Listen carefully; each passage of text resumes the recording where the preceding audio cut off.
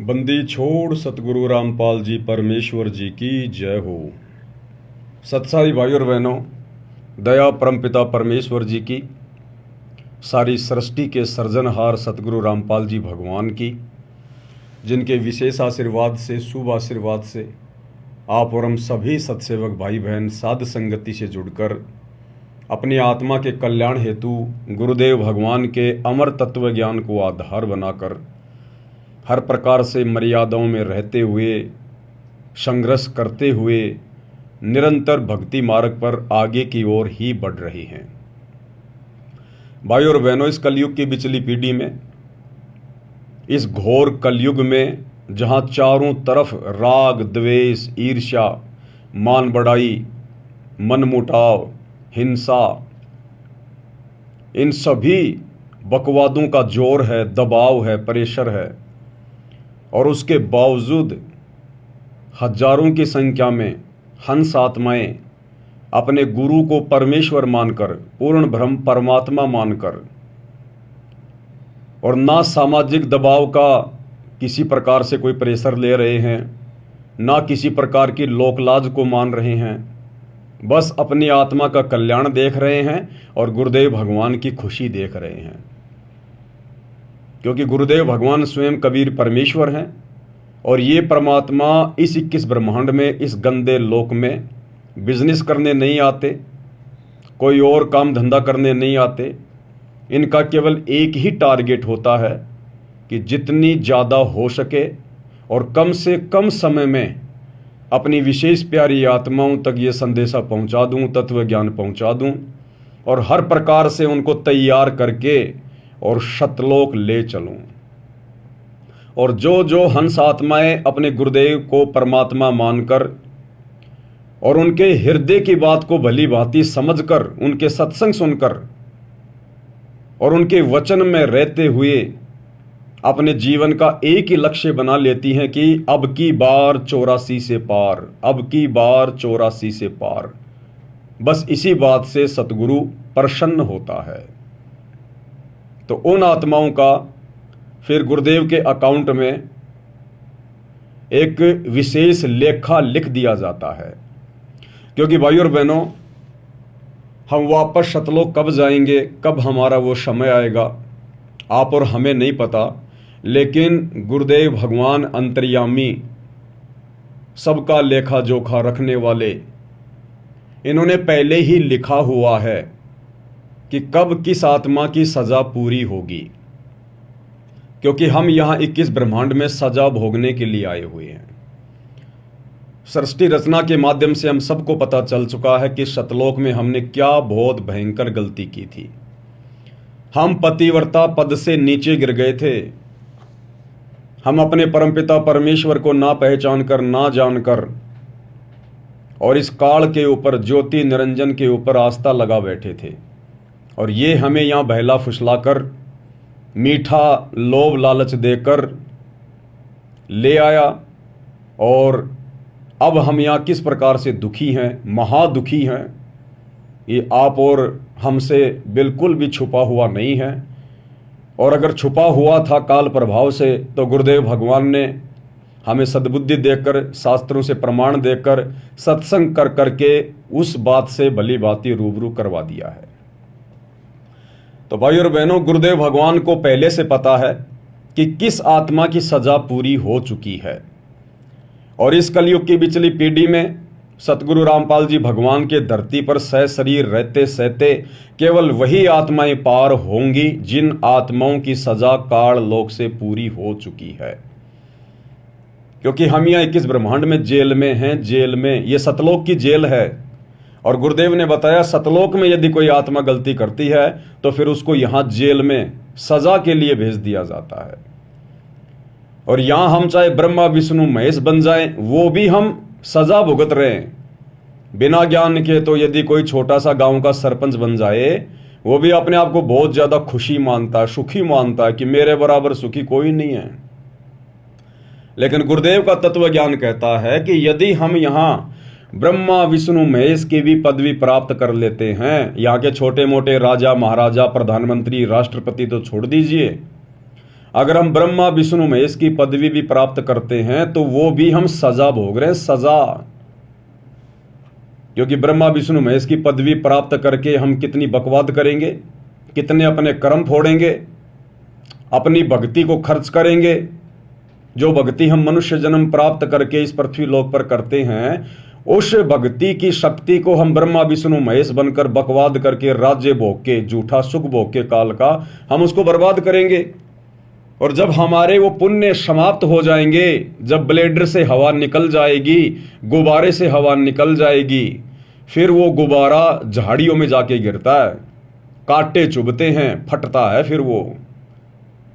तो ब्रह्मा विष्णु महेश की पदवी प्राप्त करके, अपने पुण्य अक्षीण करके, फिर हम आत्माएं 84 लाख योनियों में लंबा चक्कर काटने के लिए चले जाते हैं। किसी को नरक में भेज दिया जाता है, किसी को पृथ्वी लोक पर मनुष्य जन्म दे दिया जाता है। तो भाइयों और बहनों, या तो ब्रह्मा विष्णु महेश की पदवी भी सजा है, सजा। लेकिन ये सजा हमें कब महसूस होगी? जब हम गुरुदेव की शरण में आएंगे, जब हमें ये तत्व ज्ञान सुनने को मिलेगा, और सुनने के बाद गुरुदेव के विशेष आशीर्वाद से जब हम इसको समझने लगेंगे। तो भाइयों और बहनों, ये वर्तमान कलयुग की बिचली पीढ़ी का समय है। परमेश्वर सतगुरु रामपाल जी भगवान स्वयं सतलोक के राजा, सतलोक के शहंशाह, एकमात्र कायनात के रचयिता 8 सितंबर 1951 से गांव धनाना, जिला सोनीपत, हरियाणा, भारतवर्ष की पावन भूमि पे प्रकट हैं। और हर बार ये परमात्मा अपने आध्यात्मिक ज्ञान के विशेष प्रचार प्रसार के लिए भारतवर्ष की भूमि को ही चुनता है। इसलिए परमात्मा ने इस भूमि की भी भूरी भूरी जो है वो प्रशंसा की है। परमेश्वर ने इसको धन्यवाद दिया है कि धन जननी धन भूमि, कि वो माता भी धन्य जिसने भगत को जन्म दिया, और वो धरनी यानी वो धरती भी धन्य जहां भगत का जन्म हुआ। इसीलिए भाइयों और बहनों, भारत देश हमेशा से जगत गुरु रहा है, पूरे विश्व को आध्यात्मिक ज्ञान देता है। क्योंकि ये भूमि गुरुदेव के आशीर्वाद से, क्योंकि परमात्मा सतयुग से ही यहां पर आना शुरू कर देते हैं, भिन्न भिन्न रूप धारण करके आत्माओं में भक्ति प्रवेश जो है वो करवा देते हैं। और उस भक्ति की शक्ति से यहां पर ऋषि मुनि बनते हैं, भगत आत्माएं बनती हैं, धर्म करती हैं, यज्ञ करती हैं, वेदों अनुसार साधना करती हैं, जिस कारण से काल अन्य देशों की तुलना में भारतवर्ष की संस्कृति को ज्यादा नहीं बिगाड़ पाता है। जिस प्रकार ये पश्चिमी देशों की संस्कृति, जहां पर लोग नंगे होकर घूमते हैं, ना कोई माता पिता की शर्म है, ना कोई व्यवहार उनका अच्छा है, केवल अपना स्वार्थ ही है। लेकिन परमात्मा भारतवर्ष की भूमि को जो है वो बचा के रखते हैं भक्ति की शक्ति से। इसलिए काल ज्यादा कुछ यहां बिगाड़ नहीं पाता है। और आने वाला जो विनाशकारी समय है, हम जिस युग परिवर्तन के दौर से गुजर रहे हैं, इस युग परिवर्तन के समय में वैसे घमासान तो मचेगा ही मचेगा, इसमें तो कोई दो राय नहीं है। क्योंकि जो भक्तिहीन प्राणी हैं, जो भक्ति के योग्य आत्माएं नहीं हैं, उन आत्माओं को यहां से जाना पड़ेगा, ताकि आने वाले समय में वे आत्माएं आप और हमें डिस्टर्ब ना करें, आप और हमारी भक्ति में कोई बाधा उत्पन्न ना करें। तो उन आत्माओं को तो यहां से किसी भी कारण से जाना पड़ेगा। तो 2028 युग परिवर्तन का समय गुरुदेव ने निश्चित किया हुआ है, पूर्व निर्धारित है, और बवंडर मचेगा। क्यों मचेगा? क्योंकि गुरुदेव भगवान ने कोशिश की सन 1993 से गांव-गांव जाकर लोगों को समझाकर। अब गुरुदेव ने केवल एकमात्र भारत को थोड़ी समझाना है, पूरे विश्व में उन्हीं की आत्माएं हैं। तो गुरुदेव भगवान ने फिर अपनी वचन शक्ति से आप और हमें सोशल मीडिया दी। ये विज्ञान धीरे धीरे गुरुदेव भगवान के आशीर्वाद से आगे बढ़ने लगी। क्योंकि आप देखिए भाई और बहनों, जो कलयुग का जो ये दूसरा जो ये चरण है, जो बिचली पीढ़ी है, ये 1951 से शुरू हुई है। इस कलयुग का जो प्रथम चरण था वो था जब कबीर परमात्मा, यही सतगुरु रामपाल जी आज से 650 साल पहले बनारस के काशी शहर में लहरतारा तालाब पर एक विकसित कमल के फूल पर शिशु रूप में सशरीर सुबह ब्रह्म मुहूर्त में प्रकट हुए थे। सन 1398 वो दिन इस कलयुग की जो है प्रथम चरण था, वो प्रथम चरण का दिन था वो। तो सन 1398 से लेकर और जब परमात्मा मगर से अपनी लीला करके सशरीर सतलोक को गए सन 1518, तो ये जो बीच का समय था ये कलयुग की बिचली पीढ़ी का समय था। अब ये भी देखो भाई और बहनों, आप और हमारे लिए एक बहुत ही अच्छी शिक्षा देने वाला विषय है। कलयुग को स्टार्ट हुए तो 5500 साल हो गई, लेकिन कलयुग स्टार्ट होते ही कलयुग का प्रथम चरण नहीं माना जाता। कलयुग का प्रथम चरण परमात्मा ने किस समय को सेलेक्ट किया? जितने दिन कबीर परमात्मा यानी 120 साल धरती पर रहे 650 साल पहले, केवल उसी समय को परमात्मा ने कलयुग की बिचली पीढ़ी का समय निर्धारित किया, निश्चित किया। सन 1398 से 1518, उसके बाद वो समय समाप्त हो गया। अब गुरुदेव भगवान कई बार सत्संगों में जिक्र करते थे कि बच्चों अब पुनः सन 1951 से कलयुग की पीढ़ी का दूसरा जो ये चरण है वो शुरू हो चुका है, लेकिन आप और हम समझ नहीं पा रहे थे। अब गुरुदेव के आशीर्वाद से समझ में आया कि जब जब वो कबीर परमात्मा धरती पर सशरीर प्रकट होता है, आता है अपनी आत्माओं को विशेष ज्ञान देने के लिए, तत्व ज्ञान देने के लिए, और जब तक परमात्मा धरती पर रहता है, जो पूरा जीवन एक लीला करता है, जब तक परमेश्वर रहते हैं तब तक ही वो समय रहता है, वो चरण रहता है।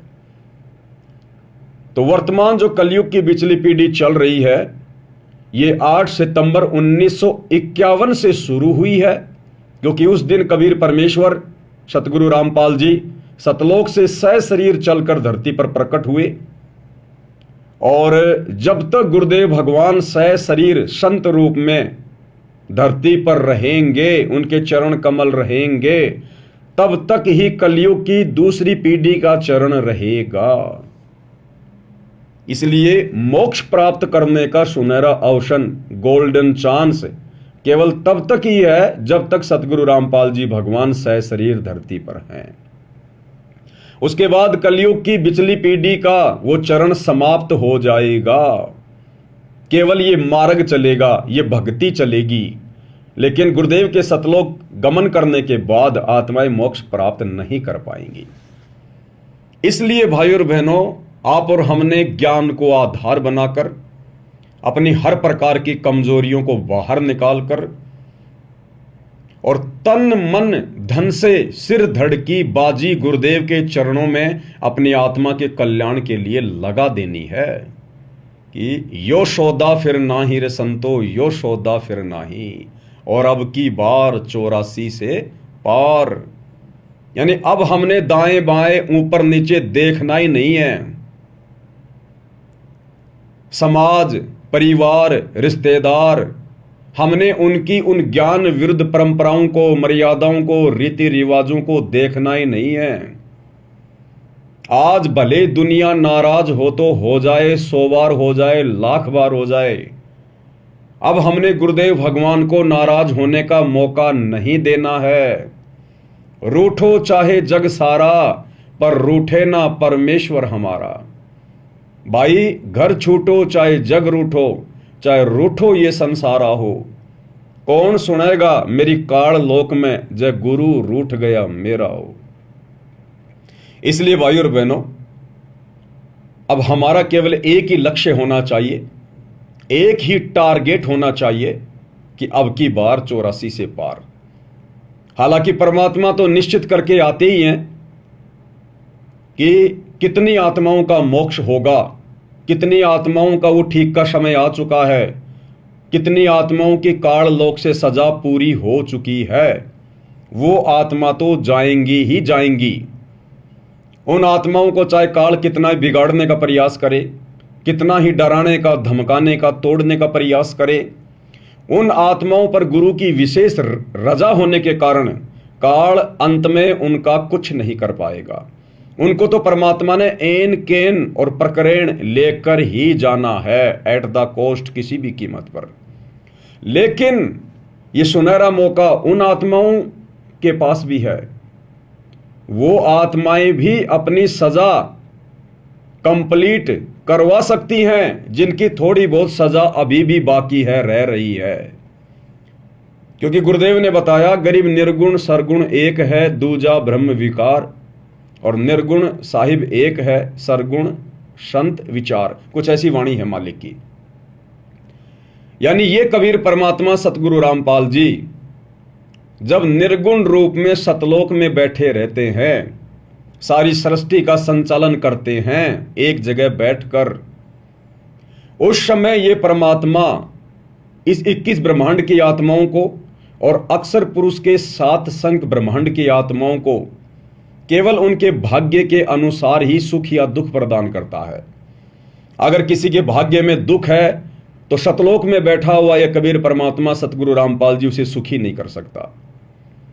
अगर किसी के भाग्य में सुख है तो किसी भी प्रकार का उसको दुख नहीं मिल सकता, जब तक उसके पुण्य हैं, जितना उसके भाग्य में, उसके प्रारब्ध में, उसकी डेस्टिनी में, उसकी किस्मत में परमात्मा ने लिख दिया है, वैसा ही होगा।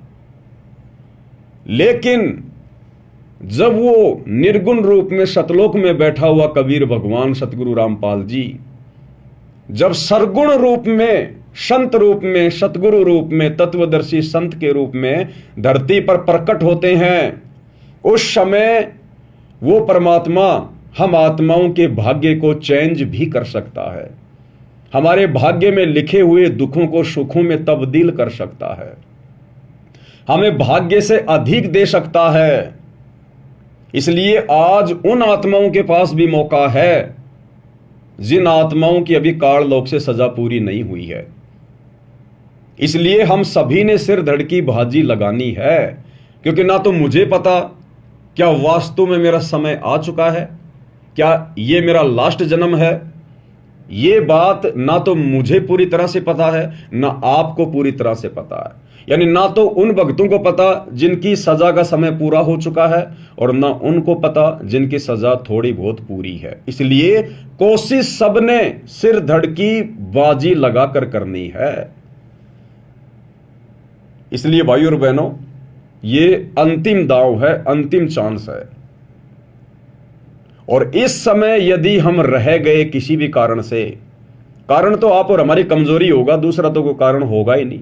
परमात्मा की तरफ से तो कोई कमजोरी रहेगी नहीं। अगर कमजोरी होगी इस कलयुग की पिछली पीढ़ी में सतगुरु की शरण में आने के बाद, तो केवल आप और हम आत्माओं की रहेगी। तो हमने हर प्रकार की कमजोरी को इस ज्ञान को आधार बनाकर ही और गुरुदेव भगवान को प्रसन्न करके ही पूरा करना है। क्योंकि गुरुदेव कहते हैं, इन बातों के पाइए कर सतगुरु नजर निहाल, और राजी कर सतगुरु रूठे नु।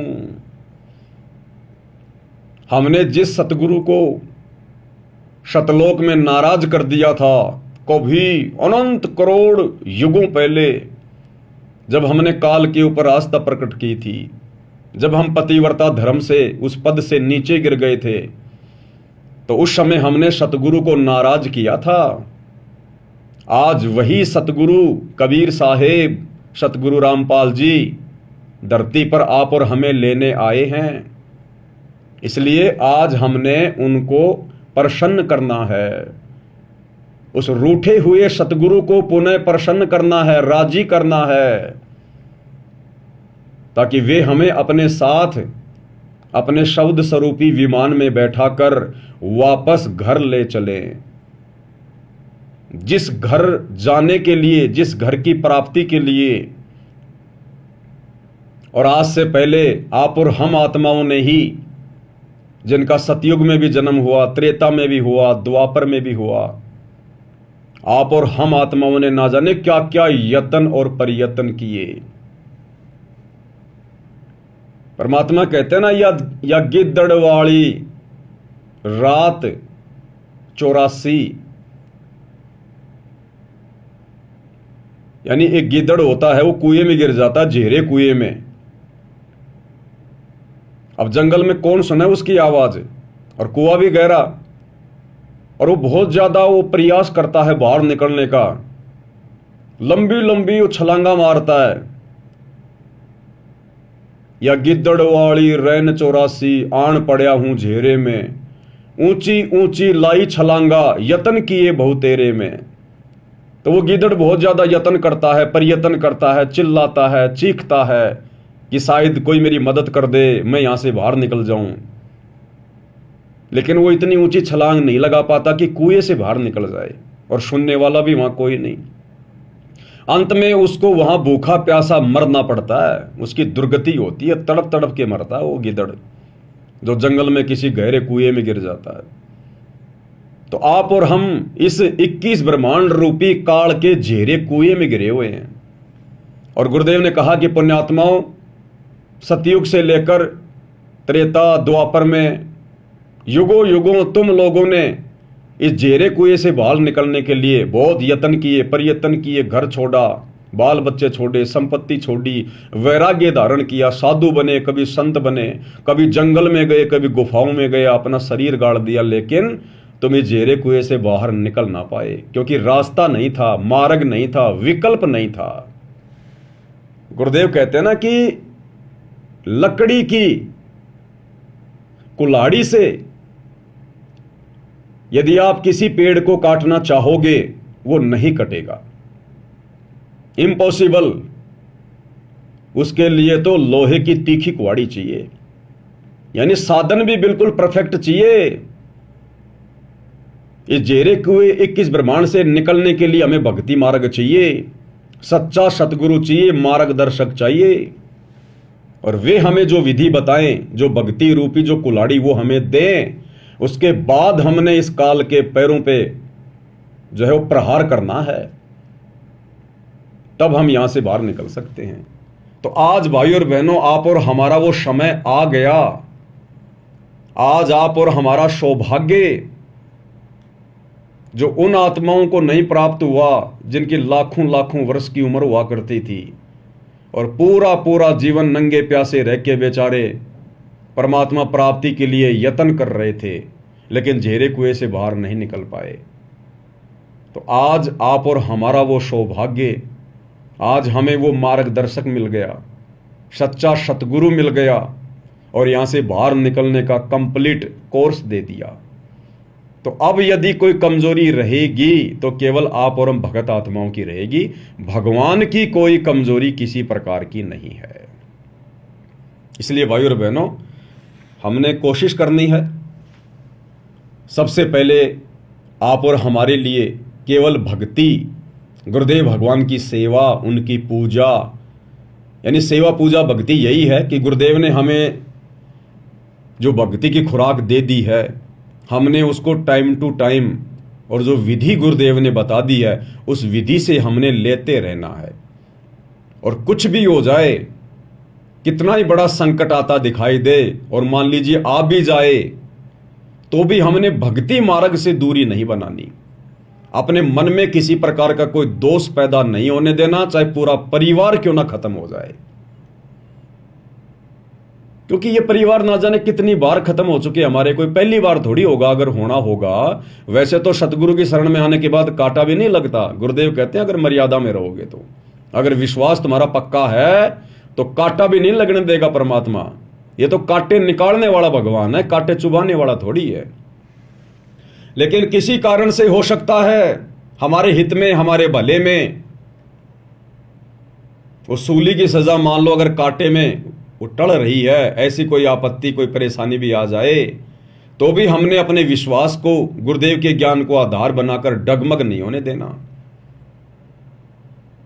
परमात्मा कहते हैं द्वार धनी के पड़ा रहे चाहे धक्के धनी के खा, शो काल झक जोर ही पर द्वार छोड़ ना जा। काल तो कोशिश करेगा हर प्रकार से तोड़ने का, मरोड़ने का, लोकलाज में फंसाने का, दबाव बनाएगा, डराएगा, धमकाएगा, मन में सौ प्रकार की चिंताएं पैदा करेगा। लेकिन आप और हमने गुरुदेव के ज्ञान आधार रूपी रस्सी को पकड़ के रखना है, जकड़ के रखना है। और फिर हम आत्माओं के दृढ़ विश्वास को देखकर परमात्मा फिर हमारे साथ ही तो रहता है, हमारे पीछे तो रहता है परमात्मा। और अपनी वाणी में फिर गुरुदेव कहते हैं, जय तू चाले एक कदम मैं चालूं कदम 60, कि अगर तू भक्ति मार्ग पर मेरे ऊपर विश्वास कर कर ज्ञान को आधार बनाकर अगर तू एक कदम भी आगे बढ़ेगा तो गुरुदेव कहते हैं बेटा तेरे लिए, तेरे भविष्य के लिए, तेरे संकटों का विनाश करने के लिए मैं 60 कदम आगे चलूंगा, 60 कदम। जय तू चाले एक कदम मैं चालूं कदम 60, और जय तू हो जा काठ का, काठ यानी लकड़ी, तो मैं हो जाऊं लोहे की लाठ। और साथ में फिर हमें हिदायत भी दे रहे हैं कि जय तू हो जा काठ का, यानी अगर तेरे अंदर जरा भी अहंकार आ गया, अभिमान आ गया, मन में दोष आ गया, अगर तू लकड़ी की तरह हो गया, जरा भी टाइट हो गया ना, जय तू हो जा काठ का, तो परमात्मा कहते फिर मैं तेरा बाप हूं, फिर मैं हो जाऊं लोहे की लाठ। तू अगर लकड़ी बनेगा तो फिर मैं लोहा बन के बैठ जाऊंगा, फिर ध्यान रख लेना। इसलिए भाई और बहनों, गुरुदेव हमें बार बार समझाते कि भक्ति मार्ग पर पूर्णतया सफलता प्राप्त करने के लिए आधिनी के पास है पूर्ण ब्रह्म दयाल, और मान बढ़ाई मारियो बेअदबी सिरकाल। यानी अहंकार का और सतगुरु रामपाल जी भगवान का, इस परमेश्वर का तो खड़ा एक्सीडेंट है, खड़ा एक्सीडेंट। इसलिए भाई और बहनों, हमने हर प्रकार से हर भक्ति विधि में रहते हुए और गुरुदेव के द्वारा बताए गए प्रत्येक फॉर्मूले को इसी प्रकार से अपने जीवन में लागू करते हुए निरंतर आगे की ओर बढ़ना है। क्योंकि अब की बार हमारा केवल एक ही लक्ष्य है, एक ही टारगेट है, अब की बार 84 से पार।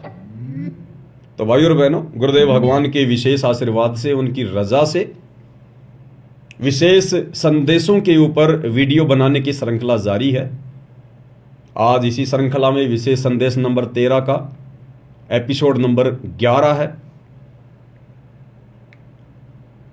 तो आज का वीडियो हम शुरू करें उससे पहले पूज्य गुरुदेव भगवान की वंदना करेंगे, जयकारा लगाएंगे, गुरुदेव भगवान से आशीर्वाद प्राप्त करते हैं।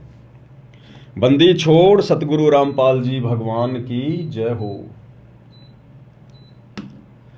परमपिता परमात्मा, सारी सृष्टि के रचनहार, कुल मालिक, असंख्य ब्रह्मांडों के स्वामी, जगत गुरु, तीनों लोकों में प्रवेश करके सबका धारण पोषण करने वाले राजाधिराज, आत्माधार, नाथों के नाथ, देवों के देव महादेव, सर्वेश्वर महेश्वर मृत्युंजय, अजरो अमर आदि अनादि सनातनी प्रभु, जगत पिता जगदीश्वर, श्री श्री 1008 की उपाधि के वास्तविक अधिकारी, अकाल मूर्त सौद स्वरूपी राम, वासुदेव, सर्वगतम ब्रह्म, परम पूज्य, प्रथम पूज्य, परम संत, परम पुरुष, परम धनी, परम दयालु, सत्य कबीर, हक्का कबीर, अल्लाहु कबीर, अल्लाहु अकबर, बाखबर, अल्लाह ताला, जगत के तारणहार, जगत के मुक्तिदाता, जगत के जगन्नाथ, हारे के सहारे, हिंदुओं के राम, मुसलमानों के अल्लाह, सिखों के वाहेगुरु, ईसाइयों के मसीह, दया के सागर दयानिधि, करुणा के सागर करुणानिधि, स्वयंभू परिभू, संकट मोचन, कष्ट हरण, मंगल करण, दुख भंजन,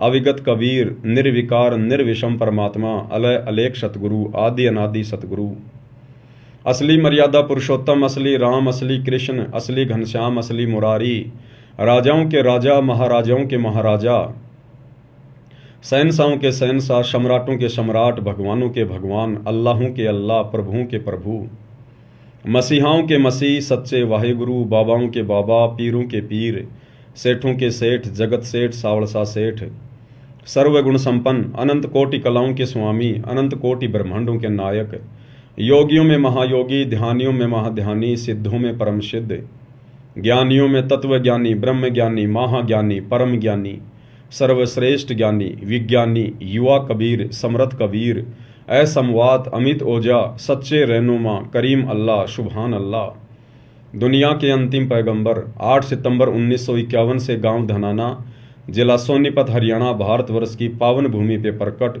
रियल कल्कि भगवान श्री नारायण साकार हरि, श्री बाबा साहेब नूर अनंत परमात्मा, सच्चे दरवेश, सच्चे बाखबर, संत शिरोमणि सतगुरु रामपाल जी परमेश्वर जी के चरण कमल में साध संगति से जुड़े हुए देश विदेश से आप और हम सभी सत्सेवक भाई बहनों का अनंत कोटि दंडवत प्रणाम।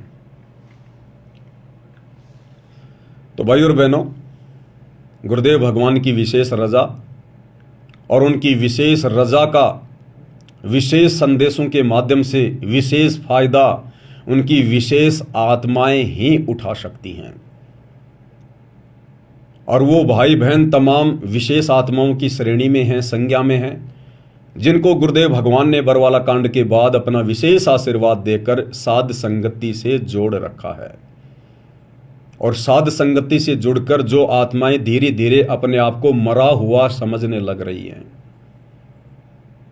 जिन आत्माओं को अपनी भक्ति और मर्यादाओं के अलावा किसी भी चीज की कोई विशेष चिंता नहीं है, जिन्होंने अपना एक ही टारगेट बना लिया, अब की बार 84 से पार, तो ये विशेष संदेश उन्हीं आत्माओं को समझ में आएंगे।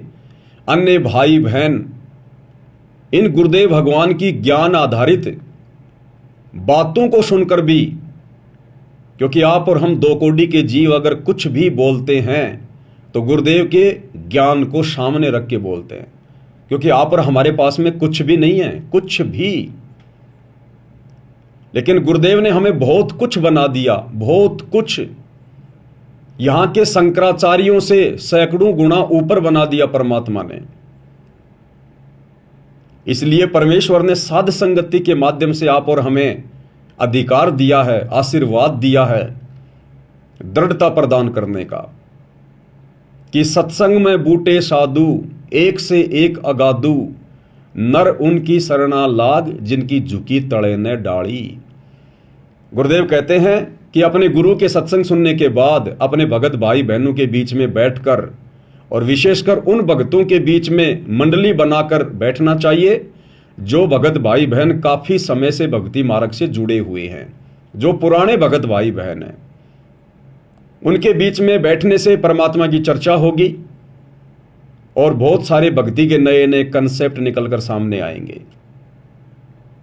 वो बातें सुन सुनकर उन पुराने भक्तों के मुख से और नए भक्तों का विश्वास दृढ़ होगा, गुरुदेव के चरणों में उनकी श्रद्धा बनेगी, उनकी आस्था दृढ़ होगी। इसलिए गुरुदेव ने साध संगति को विशेष महत्व दिया है कि साध संगति हरि भक्ति बिन कोई न उतरे पार, और निर्मल आदि अनादि है गंदा सब संसार। तो भाई और बहनों, अब आप विचार करो, थोड़ा सा कॉमन सेंस का इस्तेमाल करो कि वर्तमान में गुरुदेव भगवान का सत मिशन, उनका 13वां यथार्थ कबीर पंथ कहां से चल रहा है। क्योंकि गुरुदेव भगवान ने जो भी कुछ कहना था, जो बताना था, हमें जो मार्गदर्शन देना था, सब कुछ दे दिया सत्संगों के माध्यम से। और हमारी परीक्षा के लिए, हमारे को जांचने के लिए, परखने के लिए, जैसे हीरे को जांचा जाता है, परखा जाता है, अहरण के ऊपर रख के घण की चोट मारी जाती है, अगर जरा भी अगर वो टूट जाता है, वो क्रिच हो जाता है, तो वो 2 आने का भी नहीं, उसको फेंक दिया जाता है, कोडियों के भाव जाता है, कोडियों के भाव। और जिसके ऊपर घण की चोटों पे चोट मारने के बाद भी अगर वो टूटता नहीं है, निशान भी नहीं पड़ता है, तो उसकी कीमत करोड़ों में होती है। तो 2014 बरवाला कांड के बाद का जो समय है, ये समय गुरुदेव अपने हीरों को परख रहे हैं हिसार जेल में जाकर बैठकर। तो गुरुदेव भगवान तो बैठ गए जाकर हिसार जेल में। अब पीछे क्या है? पीछे ये सतलोक आश्रम है। संगत कहां जाती है? इन आश्रमों में जाती है। तो विचार करो, गुरुदेव का मिशन चल कहां से रहा वर्तमान में, क्योंकि गुरुदेव तो जेल में जाकर बैठ गए। और पीछे ये जितने भी सतलोक आश्रम खुले हुए हैं, इन सतलोक आश्रमों के संचालकों की, गुरुदेव के परिवार की, इन कोऑर्डिनेटरों की एक की भी मर्यादा सुरक्षित नहीं है। गुरुदेव ने हमें जो मार्ग दिखाया, जो मर्यादा बताई, ये लोग लगातार उसकी धज्जियां उड़ा रहे हैं। इस भक्ति मार्ग में राजनीति का समावेश इन लोगों ने कर दिया। गुरुदेव ने कहा, बेटा राजनीति नहीं करनी, हम एक धार्मिक संस्था चलाते हैं, हमारा राजनीति और राजनेताओं से कोई संबंध नहीं है, हमने तो मोक्ष प्राप्त करना है, सतलोक चलना है, यहां की राजनीति तो बहुत गंदी है। लेकिन 2019 में इसी सतलोक आश्रम ने कांग्रेस का सपोर्ट किया, 2024 में लोकसभा चुनाव में बीजेपी का सपोर्ट किया, और अन्य छोटे मोटे राजनेताओं से तो अपने धार्मिक स्वार्थों के लिए, अपने राजनीतिक स्वार्थों के लिए ये लोग मिलते ही रहते हैं, आडंबर करते ही रहते हैं। तो धज्जियां उड़ाई गुरुदेव के वचनों की। गुरुदेव ने कहा, बेटा मोबाइल में भी गेम नहीं खेलना। लेकिन इन लोगों ने बरवाला में, धनाना के गांव वालों के लिए और बैडमिंटन का स्टेडियम बनवा दिया करोड़ों रुपए का। गुरुदेव के आदेशों की, उनके वचनों की धज्जियां उड़ाई गई। गुरुदेव ने कहा, बेटा हमने मोबाइल में कार्टून वगैरह नहीं देखने। इन लोगों ने कहा, गुरुजी कोई बात नहीं, कार्टून नहीं देखेंगे, हम तो आपका ही कार्टून बना देंगे। और इन लोगों ने एक 25 मिनट की, अभी 28 जून 2025 को जो एक 3D फिल्म चलाई है, इन्होंने गुरुदेव भगवान का ही कार्टून बना दिया और पूरी संगत को दिखा दिया, सबकी मर्यादा तुड़वा दी। गुरुदेव ने कहा कि हमने मोबाइल में कार्टून नहीं देखना। इन लोगों ने गुरुदेव को कार्टून बनाकर और पूरी संगत को दिखा दिया। आदेशों की धज्जियां उड़ाई गई। गुरुदेव ने कहा कि हमारा संसार से कोई लेना देना नहीं है, जो लोग भक्ति मार्ग पर नहीं है वो हमारे लिए बाधक हैं, हमने उनके साथ बैठना भी नहीं चाहिए। दुनिया से ती दोस्ती, पड़े भजन में भंग, एकाएकी राम से या साधु के संग। या तो भगवान की भक्ति में लीन रहो, या मिलना उठना बैठना भी हो तो अपने भगत भाई बहनों के बीच में, यानी साध संगति ही करो। इन लोगों ने हरियाणा के जाट आरक्षण में लाखों भक्तों को बैठा दिया, महीने भर तक। सुबह जाते उनके धरनों पर, उनकी बकवादें सुनकर, गालियां सुनकर, अब जगत वाले क्या करेंगे? आरक्षण में बैठे हुए वो जाट भाई क्या कहेंगे? उनके मुख में तो वही बातें, बात बात पे गालियां।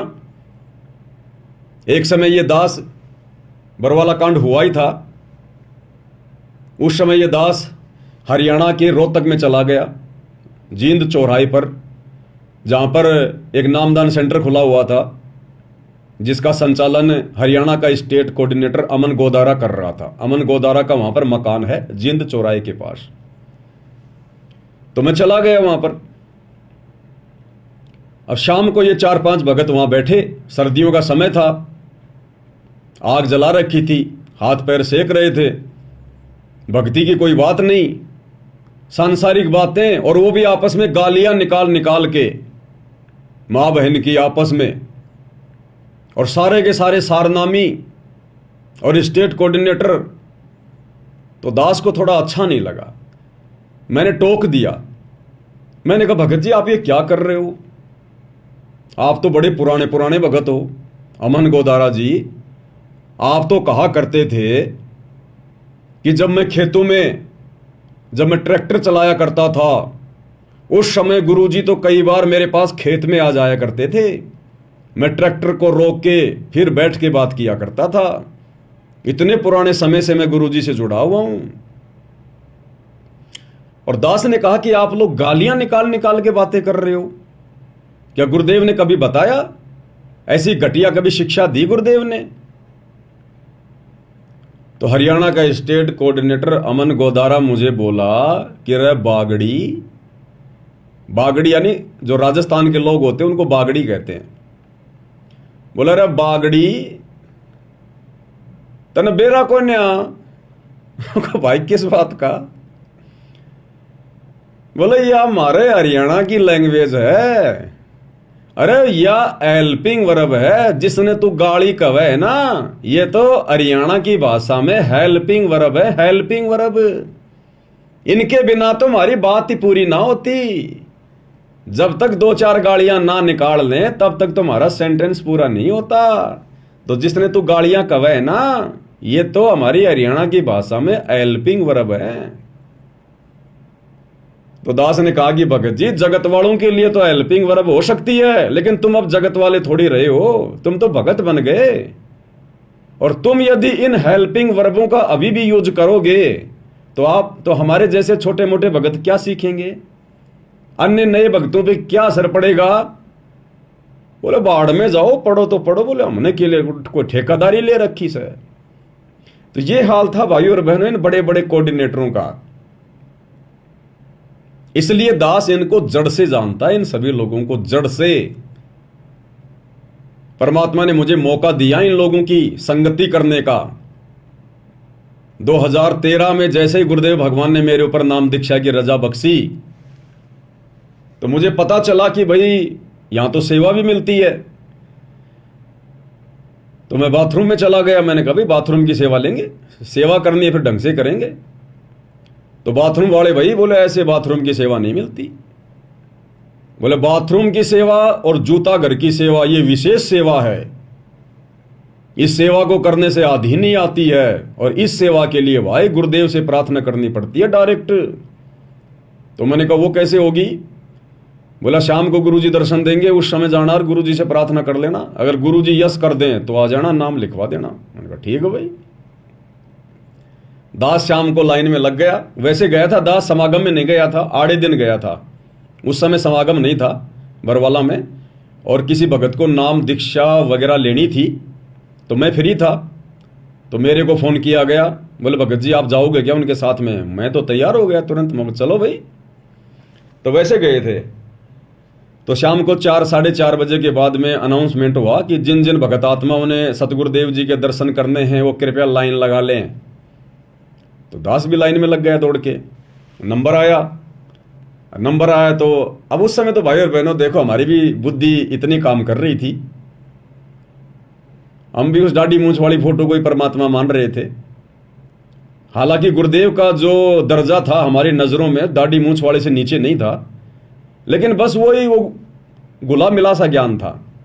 गुरुजी कहते ना तुम्हारी ऐ नहीं मिट रही, वो वाली बात थी। तो दास ने कहा पहले तो मालिक ने आशीर्वाद दे दिया, नीचे गर्दन जाके कर ली, आशीर्वाद मिल गया। फिर दास ने कहा कि गुरुजी, बोले हाँ भाई। मगर गुरुजी दास को बाथरूम की सेवा चाहिए। अब ये मेरा बोलना भी बिल्कुल बेकार था, क्योंकि गुरुदेव एक सत्संग में कहते हैं कि बहुत सारे भगत जो है बार बार कहते हैं गुरुजी सार नाम दे दो, गुरुजी सार नाम दे दो। तो गुरुजी ने कहा रे अभी तो तुमने बोलना भी ढंग से नहीं सीखा, अभी तो तुम लोगों ने बोलना भी ढंग से नहीं सीखा कि अपने गुरु के साथ में कैसे बातचीत की जाती है, और तुम बाट देख रहे हो सार नाम की। तो उसी प्रकार से दास ने कहा कि गुरुजी मुझे बाथरूम की सेवा चाहिए। अब ये हो गया एक प्रकार से आदेश हो जाता है ये कि मुझे बाथरूम की सेवा चाहिए। लेकिन भाई और बहनों उस समय ज्ञान नहीं था, बिल्कुल भी नए नए जुड़े थे, 2013 की बात है। अब 2-4-5 महीने में कहां से ज्ञान हो जाएगा। लेकिन मालिक तो अंतर्यामी है, जानी जान है, परमात्मा तो हमारे भाव देखता है। तो गुरुदेव ने कहा कि बेटा कहां से है। अब उस समय यह भी नहीं पता था कि भाई गुरुजी अंतर्यामी है। तो मैंने कहा गुरुजी मैं जयपुर से हूं। तो बोले जा बेटा ले बाथरूम की सेवा जा। अब मैं तो करके दंडवत प्रणाम और सीधा गया बाथरूम में। वहां पर एक वेद प्रकाश भगत जी थे, पलवल के, हरियाणा के। तो उनके पास गया, मुझको भगत जी गुरुजी ने आशीर्वाद दे दिया। तो बोला ठीक है, बोलो लिख ले नाम। मेरा नाम लिख दिया गया। अब बाथरूम वालों की सेवा होती थी समागम के समय, यानी 3 दिन का गुरुदेव सत्संग किया करते थे। तो सत्संग के समय जब सारे भगत आत्मा पंडाल में बैठी रहती थी, सुबह 11 बजे से 1 बजे तक, उस समय बाथरूमों में भीड़ नहीं होती थी, क्योंकि सब लोग बैठ के सत्संग सुन रहे होते थे। कुछ एक मेरे जैसे निकम्मे होते थे जो सत्संग के समय भी बाथरूम में आते जाते रहते थे। अब ठीक है, किसी को कोई विशेष प्रॉब्लम है, पेट खराब है या कोई वैसे कोई दिक्कत है, वो तो चलो सत्संग में उठ के गुरुदेव को प्रणाम करके आ सकता है, लेकिन वहां तो लाइन लगी रहती थी बरवाड़ा में। और कई बार तो गुरुदेव भगवान ने बीच में रोकना पड़ता था उनको सत्संग में, दुखी होके कि रे तुम मुश्किल से थोड़ा बहुत समय निकाल के आते हो और ये 2-3 घंटे का सत्संग भी तुम बैठ के नहीं सुन सकते। और गुरुदेव कहते थे कि सत्संग में आके बात चलावे और उस अपराधी आत्मा को फिर 3 लोक नहीं ठोर। यानी भगवान सामने बैठ के सत्संग कर रहा है और हम इधर उधर भाग रहे हैं, यानी हम भगवान की हम कोई परवाह नहीं कर रहे, हमें डर नहीं है, हमें भय नहीं है। एक मुख्यमंत्री यदि मीटिंग ले रहा हो तो मुख्यमंत्री की इजाजत के बिना दूसरे व्यक्ति बाथरूम करने भी नहीं जाते कि कहीं मुख्यमंत्री जी नाराज ना हो जाए। और यहां तो सामने भगवान बैठे, लेकिन उस समय भाई और बहनों सब गुरु को मानुष ही मान रहे थे, हम भी उसी श्रेणी में थे। तो उस समय हम लोग बाथरूम को साफ किया करते थे, बाथरूमों की सेवा किया करते थे। तो उस समय ये सारे के सारे चौधरी लोग, ये कोऑर्डिनेटर वगैरह, ये बड़े बड़े ये परम भगत जो आज राजनीतियां कर रहे हैं, ये सारे के सारे उस समय बाथरूम में आ जाया करते थे। सत्संग तो बेचारी आम संगत सुना करती थी, चौधरी थोड़ी सुनते हैं सत्संग। तो वहां जाते थे सारे, तो घंटा आध घंटा तो बाथरूम की सफाई करवाया करते थे और उसके बाद में फिर बाथरूम वाले उस कमरे में बैठ जाया करते थे कोने में। और उधर तो सत्संग चल रहा है मालिक का, छोटा सा स्पीकर वहां भी लगा होता था, उसकी तो आवाज कर देते थे कम और खुद फिर आपस में अपने गर्भिद की बातें किया करते थे, राजनीति की बातें किया करते थे ठाके लगा लगा के। अब मैं भी ज्यादा उनकी राजनीति को नहीं समझ पाया करता था, कभी कभी सत्संग में ध्यान दे लिया, कभी कभी उनकी बातें सुन ली। तो इस प्रकार से मामला चलता रहता था। तो उस समय भाई और बहनों इन सब से मेरे संपर्क हो गए। हमारे घर पर उस समय गाय थी, गाय। तो ये कहा करते थे, बागड़ी राजस्थान में घी अच्छा मिलता है, घी का बंदोबस्त है क्या? मेरे को मिल जाएगा, हमारे तो खुद का गाय है। तो कभी तो मेरे से 1 किलो मंगवाते, कभी 2 किलो मंगवाते और पैसे मेरे को दे दिया करते थे। तो कभी तो हरियाणा का स्टेट कोऑर्डिनेटर मेरे से घी मंगाता था, फिर उसको पता चलता कि कहां से मंगवा रहा है, अरे वो बागड़ी ले आवे, बागड़ी वो पवन। फिर यो राष्ट्रीय समाज सेवा समिति का अध्यक्ष रामकुमार ढाका आया, अरे बोलो बागड़ी मन को ने लाके दे, मगवा तेरे से क्या दुश्मनी है, फिर उसको लाके दिया। ऐसे कईयों को मैं वहां घी ला के दिया करता था। तो इनसे मेरी अच्छी खासी जान पहचान सी हो गई थी। तो इनके आचार विचार व्यवहार का भाई और बहनों कितना ये गुरु जी को मानते थे, पहचानते थे, क्योंकि हम तो चलो नए थे उस समय, साल भर भी नहीं हुई थी, लेकिन ये लोग तो 10-10 साल से, 15-15 साल से जुड़े हुए थे। तो आज इनका वो आचरण, वो रवैया, कितना इन्होंने गुरु जी को जाना पहचाना, आज भली बात समझ में आ रहा है आज, कि आज भी ये लोग गुरु जी को मानुष ही मान रहे हैं। तो गुरुदेव के जेल जाने के बाद इन्होंने उनके हर प्रकार के नियमों की, मर्यादाओं की धज्जियां उड़ा रखी है, धज्जियां। इसलिए भाई और बहनों, दास ने उसको समझाया कि भगत जी, आम जगत वाला तो गालियां निकाल सकता है बातचीत में, लेकिन भगतों ने नहीं निकालनी चाहिए। बोले ना भाई ना, जब तक गाली ना निकाले हमारी बात ही पूरी नहीं होती।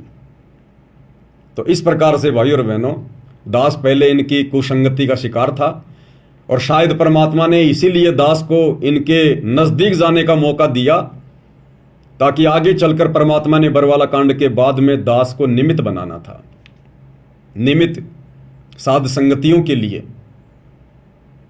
और इनके आचरण से परमात्मा ने मुझे पहले ही परिचित करवा रखा था।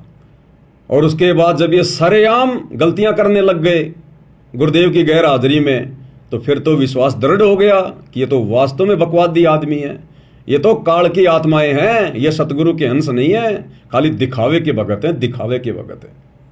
और आज देख लो इनका मनमाना आचरण आज सबके सामने है, सबके सामने। तो भाई और बहनों, ये जो विशेष संदेश हैं, ये केवल परमात्मा अपनी विशेष आत्माओं के लिए हिसार जेल से भेज रहे हैं, उनको दृढ़ करने के लिए। अन्यथा ये विशेष संदेश इन आश्रम वालों के बिल्कुल भी पल्ले नहीं पड़े। इनके अंदर गुरुदेव भगवान ने जो संकेत वगैरह जो छुपा रखे हैं, जो गूढ़ बातें छुपा रखी हैं, जिसको सुन सुनकर आप और हमारा विश्वास आसमान में जा रहा है, और इनको पता भी नहीं है कि इनके अंदर क्या अमृत छुपा हुआ है। आज इन विशेष संदेशों के ऊपर निष्कर्ष केवल आप और हम सत्सेवक भाई बहनें निकाल पा रहे हैं। इनकी तो वही दिनचर्या है जो इन जगत वालों की है। जैसे परमात्मा कहते हैं ना कि कोयल की आवाज सुनकर कोयल के बच्चे तो कान खड़े कर लेते हैं, और जो कौवे वाले हैं उनके असर भी नहीं होता। तो अपनी माता के ये विशेष संदेश सुनकर सतगुरु रामपाल जी भगवान के, क्योंकि ये अपनी माँ है, ये सारे जगत की अम्मा है, असल में यही तो जगदम्बा है। हम जगदम्बा सुन के और दुर्गा जी का ध्यान कर लेते हैं। नहीं, दास ने आपको पहले भी बताया था, इस काल ने इस प्रकार के जितने भी नाम हैं, राम, कृष्ण, ब्रह्मा, विष्णु, महेश, महादेव, ये सारे नाम इस काल ने अपने परिवार के लोगों के रख दिए, अपने तीनों बेटों के, फिर उनके जो अवतार जाते हैं उनके, अपनी पत्नी दुर्गा के, ताकि ये संसार इन्हीं में उलझा रहे। जबकि ये सारे के सारे नाम इस कबीर भगवान सतगुरु रामपाल जी के उपमात्मक नाम है। उपमात्मक नाम, जैसे जल के उपमात्मक नाम होते हैं, नीर, पानी, इस प्रकार से। तो ये जगदम्बा जो नाम है, ये कबीर भगवान सतगुरु रामपाल जी की उपमात्मक उस पदवी का नाम है। हमें गुरुदेव भगवान मंगलाचरण में बताते हैं, सुनाते हैं कि जगदम्बा जगदीशम और मंगल रूप मुरारी, तन मन अर्पूं शीसम भक्ति मुक्ति भंडारी। जगदम्बा जगदीशम, जगदम्बा जगत प्लस अम्मा। यथार्थ भक्ति बोध के सरलार्थ में जब हम वीडियो बना रहे थे तो गुरुदेव ने क्या वहां पर लिखा है, जगदम्बा का जगत प्लस अम्मा, यानी जो सारे संसार की मां है, जो सारे संसार का धारण पोषण जो करता है, असल में वो जगदम्बा है। तो कौन करता है? कबीर भगवान सतगुरु रामपाल जी। तो ये जगदम्बा शब्द भी गुरुदेव भगवान के लिए है, इस कबीर परमात्मा के लिए है। तो अपनी मां की भाषा को उसके बच्चे ही समझ सकते हैं। तो इन विशेष संदेशों को केवल उनकी विशेष आत्माएं, सत्सेवक भाई बहन ही समझ रहे हैं, अपने जीवन में लागू भी कर रहे हैं, अमल भी कर रहे हैं। तभी तो हमारा विश्वास बढ़ता जा रहा है, हमें आज इतनी दृढ़ता प्राप्त है। इस बेचारी नादान संगत को तो आप और हमारे जैसे भगत भाई बहनों ने ही मूर्ख बना दिया, मूर्ख बना दिया। गुरुदेव की आड़ में मर्यादाएं तोड़वा दी, राजनीतियां करवा दी, और आप और हम आत्माओं को ये काल भी नहीं मूर्ख बना पा रहा, ये काल भी डगमग नहीं कर पा रहा। कितनी कोशिशें की इसने, साध संगतियों को बिगाड़ने की, तोड़ने की, गंदगी फैलाने की, लेकिन इसकी पार नहीं बसाई। हर बार जितनी भी कोशिश इसने आश्रम वालों के माध्यम से की, उतनी बार परमात्मा ने साध संगतियों को आगे बढ़ाया। दास जेल गया, एक बार तो लगा कि साध संगतियां भाई खत्म हो गई, लेकिन जैसे 2-2.5 महीने बाद वापस आया, आज देखो ऐसा लगता है पहले तो साध संगतियां कुछ भी नहीं थी, जो पिछले 2 साल में परमात्मा ने दया करी है। 2 साल में गुरुदेव भगवान ने अपनी सभी पुस्तकों के ऊपर वीडियो बनवा दिए, साध संगति की ओर ना जाने कितने वीडियो बनवा दिए, विशेष संदेशों के ऊपर वीडियो बन रहे हैं। तो ये परमेश्वर का मिशन है, ये सत्य मिशन है। तो इसलिए आप और हम भगत भाई बहनों ने विचार करना चाहिए कि गुरुदेव का असल में मिशन चल कहां से रहा है। क्योंकि गुरुदेव तो जाकर जेल में बैठ गए, इधर ये आश्रम वाले गुरुदेव के मिशन को ये पाताल में लेके जा रहे हैं। यानी मिशन को आगे बढ़ाना वो होता है जब आप अपने गुरुदेव भगवान के मार्ग को, उनकी भक्ति को आप आगे बढ़ाएं, आप खुद भी भक्ति पर दृढ़ हों और अपने अन्य भगत भाई बहनों को भी दृढ़ता प्रदान करें। भाई बहनों का विश्वास गुरुदेव में बढ़ता ही चला जाए, ये होता है मिशन को आगे बढ़ाना। और इन लोगों ने तो गुरुदेव की सारी मर्यादाओं की धज्जियां उड़ा दी। तो गुरुदेव तो बैठे हिसार जेल में, और लोग जो अनजाने में समझ रहे हैं कि इन सतलोक आश्रमों से मिशन आगे बढ़ रहा है, इन्होंने तो रॉकेट का मुंह नीचे कर रखा है, जमीन की तरफ कर रखा है। अरे इस प्रकार से मिशन थोड़ी आगे बढ़ेगा गुरुदेव का, राजनीतियों के सहारे, जगत वालों के सहारे। दोगलेबाजी के सहारे स्टेडियम तुमने बनवा दिए, राजनीतियां तुमने करवा दी, भक्तों से आन उपासना तुमने करवा दी, नकली कबीरपंथियों की जयंतियों में सिरसा में और परशुराम की जयंती में भेजकर आन उपासना तुम लोगों ने करवा दी, जो कि सबसे बड़ा अपराध है। अयोध्या में जाकर राम पुजारियों के लिए भंडारा लगा के आन उपासना में सहयोग तुम लोगों ने करवा दिया। जगत वालों के साथ हरियाणा के जाट आरक्षण में तुम लोगों ने भक्तों को बैठा दिया। गुरुदेव कहते हैं सुपात्र को दान करना चाहिए, सुपात्र केवल गुरु है। तुम लोगों ने भक्तों का ज्योति पाठ का दान उन जाट आरक्षण में उन कुपात्रों को दे दिया करोड़ों में। गुरुदेव कहते हैं भक्तों ने भक्तों की संगति करनी चाहिए। तुमने भक्तों को राजस्थान के गैंगस्टर आनंदपाल सिंह की सीबीआई जांच के समर्थन में बैठा दिया, 5 लाख रुपया उनको चंदे के रूप में दे दिया। कभी तुम विश्व हिंदू परिषद और बजरंग दल वालों के साथ मिलकर मुसलमानों का विरोध करते हो। गुरुदेव कहते हैं कि सब हमारे भाई बहन हैं। तो तुम गुरुदेव के मिशन को आगे बढ़ा रहे हो या पाताल में लेके जा रहे हो? तो गुरुदेव बैठे हैं जेल में, आश्रम वाले मिशन को पाताल में लेके जा रहे हैं। तो कहीं न कहीं से तो मिशन भी चल रहा होगा गुरुदेव का, या मिशन को गुरुदेव ने पोज कर दिया। तो ये मिशन गुरुदेव ने चला रखा है, ये मिशन बंद नहीं हो सकता जो समय गुरुदेव ने निर्धारित कर दिया। तो साध संगति है गुरुदेव का असली मिशन। यह है यथार्थ 13वां कबीर पंथ, जहां आत्माओं को दृढ़ किया जा रहा है, संसार से उल्टा हटाया जा रहा है। भक्तों की रग रग में, रोम रोम में गुरुदेव को परमात्मा के रूप में बैठाया जा रहा है। भक्तों का ध्यान उनकी सुरती सतलोक में लगाई जा रही है। यह है गुरुदेव का मिशन। काललोक से आत्माओं को बाहर निकालने का मिशन यह है। तो यहां दया कर रखी है गुरुदेव भगवान ने। तो भाइयों और बहनों, अब आप और हम भी इतने नादान, इतने अनजान ना रहें।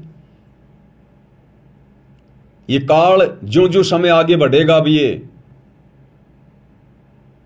त्यों त्यों ये हो सकता है और गंदगी फैलाने का प्रयास करे, क्योंकि ये नए नए हथकंडे अपनाएगा। इसको चैन बिल्कुल भी नहीं है। इसको पता है कि तेरा भोजन जाएगा, आत्माएं जाएंगी, तो ये हर प्रकार से गंदगी फैलाने का प्रयास करेगा। लेकिन गुरुदेव के आशीर्वाद से अब साध संगति से जुड़ी हुई 90% आत्माएं बिल्कुल दृढ़ हो चुकी हैं। 5-10% तो खैर नए भगत भाई बहनें जुड़ते रहते हैं, इतना जल्दी समझ में नहीं आता है। लेकिन 90% आत्माएं जो लगभग 4-5 साल से साध संगति से जुड़ी हुई हैं, वो बिल्कुल दृढ़ भगत हैं, दृढ़। उनको तोड़ना तो बहुत दूर की बात है, उनको हिलाना भी मुश्किल है, हिलाना भी। लेकिन इसका मतलब ये नहीं कि हम बेखबर हो जाएं। भैया जंग लोहे में भी लग जाती है, चाहे लोहे की कोई गाडर पड़ी है, जंग उसमें भी लग जाती है अगर साफ सफाई नहीं रखी तो हम चाहे कितने दृढ़ हैं, कितना ज्ञान समझ में आ रहा है, अपनी मर्यादाओं के लिए हमने चौकस रहना पड़ेगा, चौकस। ना जाने कब कहां किस बात को लेकर ये काल अपना गेम खेल जाए। तो हर प्रकार से गुरुदेव भगवान के तत्व ज्ञान रूपी अस्त्र शस्त्र हमने सुसज्जित करके रखने। वज्रबान की बोऊ बाड़ी और सतगुरु संत जीत है राड़ी। गुरुदेव का तत्व ज्ञान हमारे लिए ये वज्रबान है, हथियार है। ये लड़ाई हमने ज्ञान आधार से लड़नी है, मर्यादाओं में रहते हुए। तो भाई और बहनों, विशेष संदेश के ऊपर हम आगे बढ़ते हैं पूज्य गुरुदेव जी के आशीर्वाद से। और पिछली बार एपिसोड नंबर 10 में गुरुदेव ने हमें द्रौपदी की कथा का आंशिक जिक्र किया कि किस प्रकार से द्रौपदी ने सुपात्र को दान किया। कुपात्र को दिया हुआ दान फलित नहीं होता है, सुपात्र को दान किया।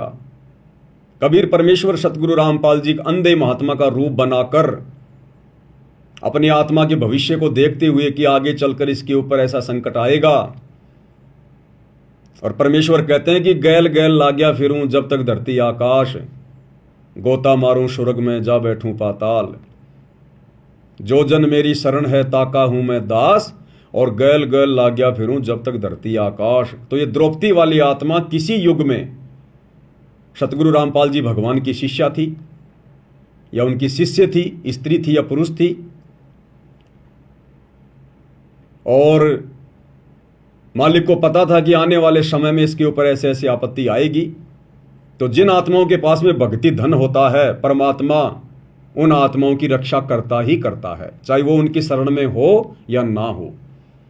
तो परमात्मा ने पहले ही उससे एक साड़ी का टुकड़ा दान में ले लिया, और उसके प्रतिफल में परमात्मा ने उस आत्मा के आने वाले संकटों का मर्दन किया, निवारण किया। यानी इस कथा के माध्यम से गुरुदेव ने हमें यह भी शिक्षा दी कि वर्तमान में सुपात्र को, सतगुरु को किया गया दान धर्म वर्तमान जीवन में भी आपके काम आ सकता है। यानी उसके बाद तो सतगुरु का काम है कि वो दान गुरुदेव ने हमारे वर्तमान जीवन में कहीं हमारे हित में लगाना है, या फिर भक्ति मार्ग में मोक्ष के लिए उसको यूज करना है, या फिर मोक्ष नहीं हुआ तो नेक्स्ट जीवन में उसका जो प्रतिफल है वो देना है।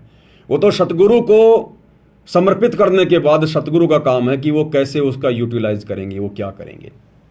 इसलिए सुपात्र को अपने गुरुदेव भगवान को ही ज्योति पाठ का पैसा देना चाहिए, 10वां अंश का पैसा देना चाहिए, या अन्य दान धर्म जो है वो करना चाहिए। अगर कुपात्रों को दोगे तो देख लो इन आश्रम वालों ने क्या हाल कर दिया संगत का। संगत को भेड़ बकरियां बना के छोड़ दी, भेड़ बकरियां, यानी भेड़ बकरियों को डंडा दिखा के किधर भी मोड़ दो, चाहे परशुराम की जयंती में मोड़ दो, चाहे सिरसा में नकली कबीर पंथियों की जयंती में मोड़ दो, चाहे उनका मुंह हरियाणा के जाट आरक्षण में मोड़ दो, आनंदपाल सिंह की सीबीआई जांच की तरफ जोड़ दो, अयोध्या में भंडारे की तरफ मोड़ दो, कहीं भी मोड़ दो उनका मुंह। तो यह है कुपात्रों को ज्योति पाठ और दान देने का नतीजा वर्तमान में गुरुदेव की गैर हाजिरी में। उसके बाद गुरुदेव भगवान ने फिर आगे हमें और क्या सुशिक्षा दी द्रौपदी की कथा के माध्यम से। अब हम आगे बढ़ते हैं भाइयों और बहनों, जितना परमात्मा समय देंगे थोड़ा बहुत। अब जैसे द्रौपदी ने एक 6 इंच 7 इंच चौड़ा 8 इंच चौड़ा 3 फुट का एक कपड़ा पाड़ के साड़ी में से दिया था, उसने नीच सा दिया था, उसका बिना मेरा था मैं क्यों दे रही हूँ कि इससे मुझे फल मिला है इसलिए दे रही हूँ। वो तो एक अपना धार्मिक और एक अपनी इंसानियत के नाते और साधु देख कर दान किया। जब धनी का काम पड़ा, जब उसको नंगा करने लगे, वहां था धनी का काम। कहते गरीब कल्पे कारण कौन है कर सेवा नहीं काम, और मन इच्छा फल देता जब बड़ा धनी से काम। वह धनी का काम था। खेचत खेचत खेच कसीसा सिर पर बैठे है जगदीशा, द्रौपदा के चीर बढ़ाए संग संग को पार निकले। द्रौपदा को दिने लीर जाके अनंत बढ़ाए चीर। अब क्या बताते हैं, बाद में श्री कृष्ण उसका गुरु थे, वो आए तब द्रौपदी ने उनसे पूछा कि हे गुरुदेव, हे भगवान, ये मेरे ऊपर कैसी कृपा हुई, कौन सा मेरा धर्म कर्म ऐसा था कि मुझे इतना परमात्मा ने ऐसा कुछ कर दिया। तो दिव्य दृष्टि से श्री कृष्ण ने देख कर बताया कि जब तू अपने माँ के घर थी, कंवारी थी, तेने ऐसे से दरिया पर नहाने गई थी, एक साधु दरिया में स्नान कर रहा था, उसकी कॉपी ने कैथी कपड़ा लंगोट वो बह गया था, पानी में शर्म के मारे खड़ा था, और तन्ना अपनी साड़ी मत कपड़ा चीर पाड़ कर दिया था। उसके प्रतिफल में परमात्मा ने आपकी इज्जत रखी है। क्या कह रहे हैं गुरुदेव भगवान। वो साड़ी का एक टुकड़ा जो द्रौपदी ने दिया था अंधा महात्मा समझकर, उसके प्रतिफल में, क्योंकि वो साड़ी का टुकड़ा सुपात्र को दिया था, किसी कुपात्र को नहीं दिया, किसी भांग धतूरा सुल्फा पीने वाले साधु संत को नहीं दिया, आन उपासना करवाने वाले नकली बाबा को नहीं दिया। उस संत रूप में सुपात्र कबीर भगवान थे, सतगुरु रामपाल जी थे, और उसके प्रतिफल में परमात्मा ने फिर द्रौपदी का चीर बढ़ाया। दुशासन 10,000 हाथियों जितना बल था, और खैंचत खैंचत खैंच कसीसा, यानी पसीने आ गए उस पहलवान के, लेकिन द्रौपदी को नंगी नहीं कर पाया। अभी भाई और बहनों, कुछ दिनों पहले गुजरात के अहमदाबाद में वो प्लेन हादसा हुआ एयर इंडिया का। एक यात्री को छोड़कर सभी मारे गए।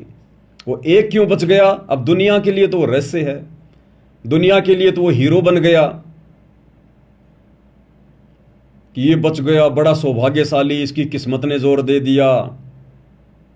वो ये कारण है भाई और बहनों, कोई पिछला दान पुण्य, कोई पिछला कोई भक्ति का अंश उसका शेष है। क्योंकि इस पृथ्वी पर जितनी भी आत्माएं विचरण कर रही हैं, चाहे वो मनुष्य शरीर में हो या 84 लाख योनियों में, सतलोक से आने के बाद हमारे इतने जन्म हो चुके हैं, मनुष्य जन्म, कि किसी न किसी जन्म में आप और हम इस कबीर भगवान सतगुरु रामपाल जी की शरण में आ चुके हैं, किसी भी युग में। क्योंकि खालिक खेल खलक में 6 ऋतु 12 मास, ये परमात्मा हर क्षण पृथ्वी पे रहता है, हर क्षण। साहिब से सतगुरु भय, सतगुरु से भय संत, और धर धर वेख विशाल अंग, ये खेल है आदि और अंत। तो वो आत्मा जो भाई उस प्लेन हादसे में जो बच गया, वो किसी न किसी जन्म में, किसी न किसी युग में सतगुरु रामपाल जी परमेश्वर जी की शरण में था, सत भक्ति की हुई है, दान पुण्य का कोई कण शेष था, भक्ति का कोई अंश शेष था। और परमात्मा अपने वायदे का पक्का है कि जो जन मेरी शरण में, ताका हूं मैं दास, और गैल गैल लागया फिरूं जब तक धरती आकाश। और उसके प्रतिफल में परमात्मा ने उसको अग्नि से, भयंकर दुर्गति से बचाया उसको। कहते हैं ना गुरुदेव, जहर अग्नि तन निकट ने आवे, दूरी जात रंगावे, वीर बेताल बाण ना लागे, यम के कोट डहावे। सतगुरु का वचन कभी मिथ्या नहीं हो सकता। साधु बोले सह सुभाव, साधु का बोले मिथ्या न जाए। साध वचन पलटे नहीं, चाहे पलट जाए ब्रह्मांड। इसलिए बचा है वो। लेकिन वो कब तक चलेगा? वो भक्ति का अंश, वो दान पुण्य का कण कब तक? जिस दिन समाप्त हो जाएगा।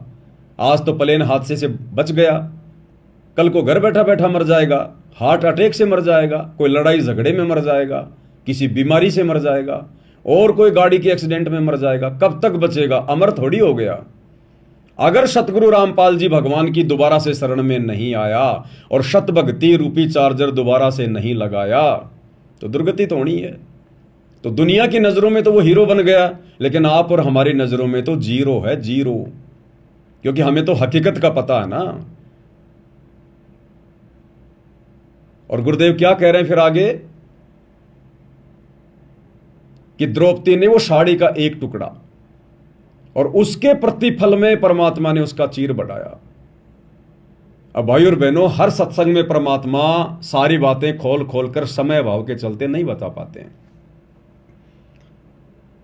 जब गुरुदेव इन घटनाओं का जिक्र करते हैं अपने सत्संगों में, कई बार करते हैं, तो परमेश्वर कई प्रकार की शिक्षाएं दे देते हैं, कई प्रकार के शब्द यूज करते हैं।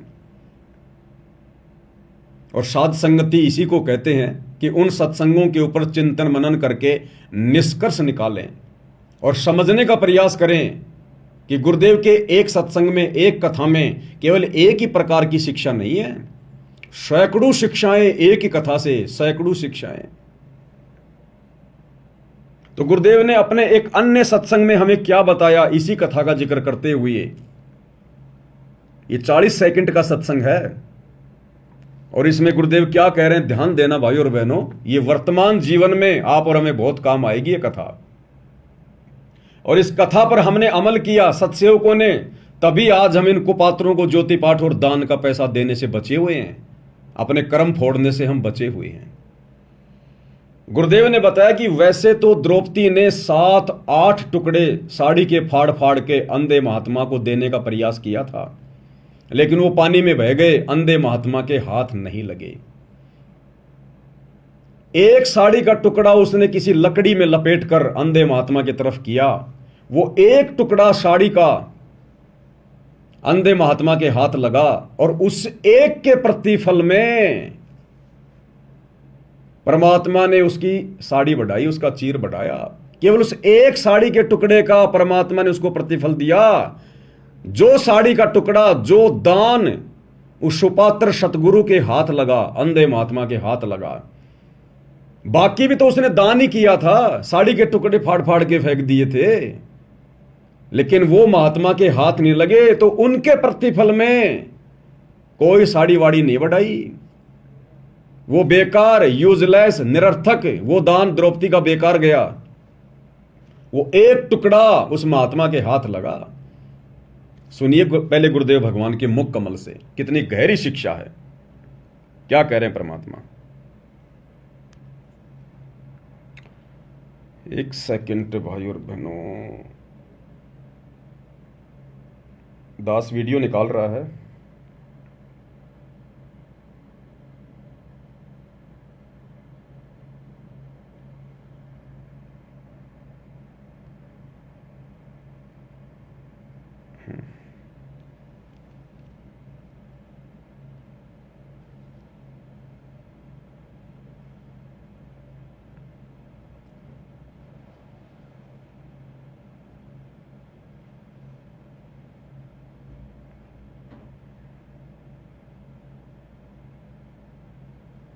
सुनिए क्या कह रहे हैं गुरुदेव भगवान।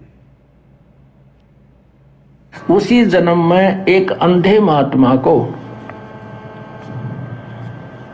एक बिल्हातानी अर्थात 8-9 इंच का एक कपड़ा लंगोट टाइप, कोपीन टाइप बनाकर पाड़ के दिया था।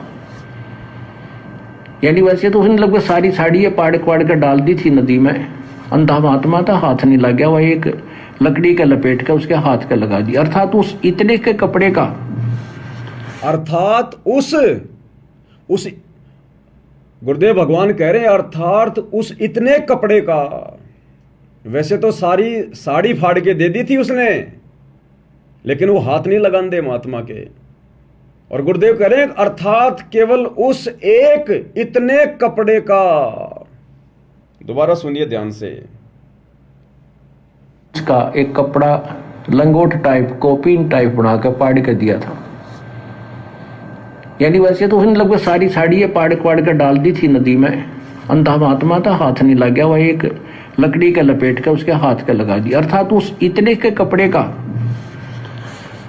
दान का इसी जन्म में भी परमात्मा ने उसको लाभ दे दिया, क्योंकि वो सुपात्र को दान किया गया, क्योंकि वो सुपात्र को दान किया गया था।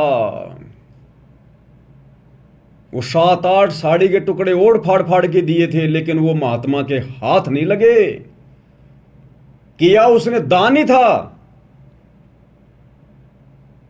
अपनी तरफ से उसने फाड़ के डाले थे कि महात्मा के हाथ लग जाए, लेकिन नहीं लगे।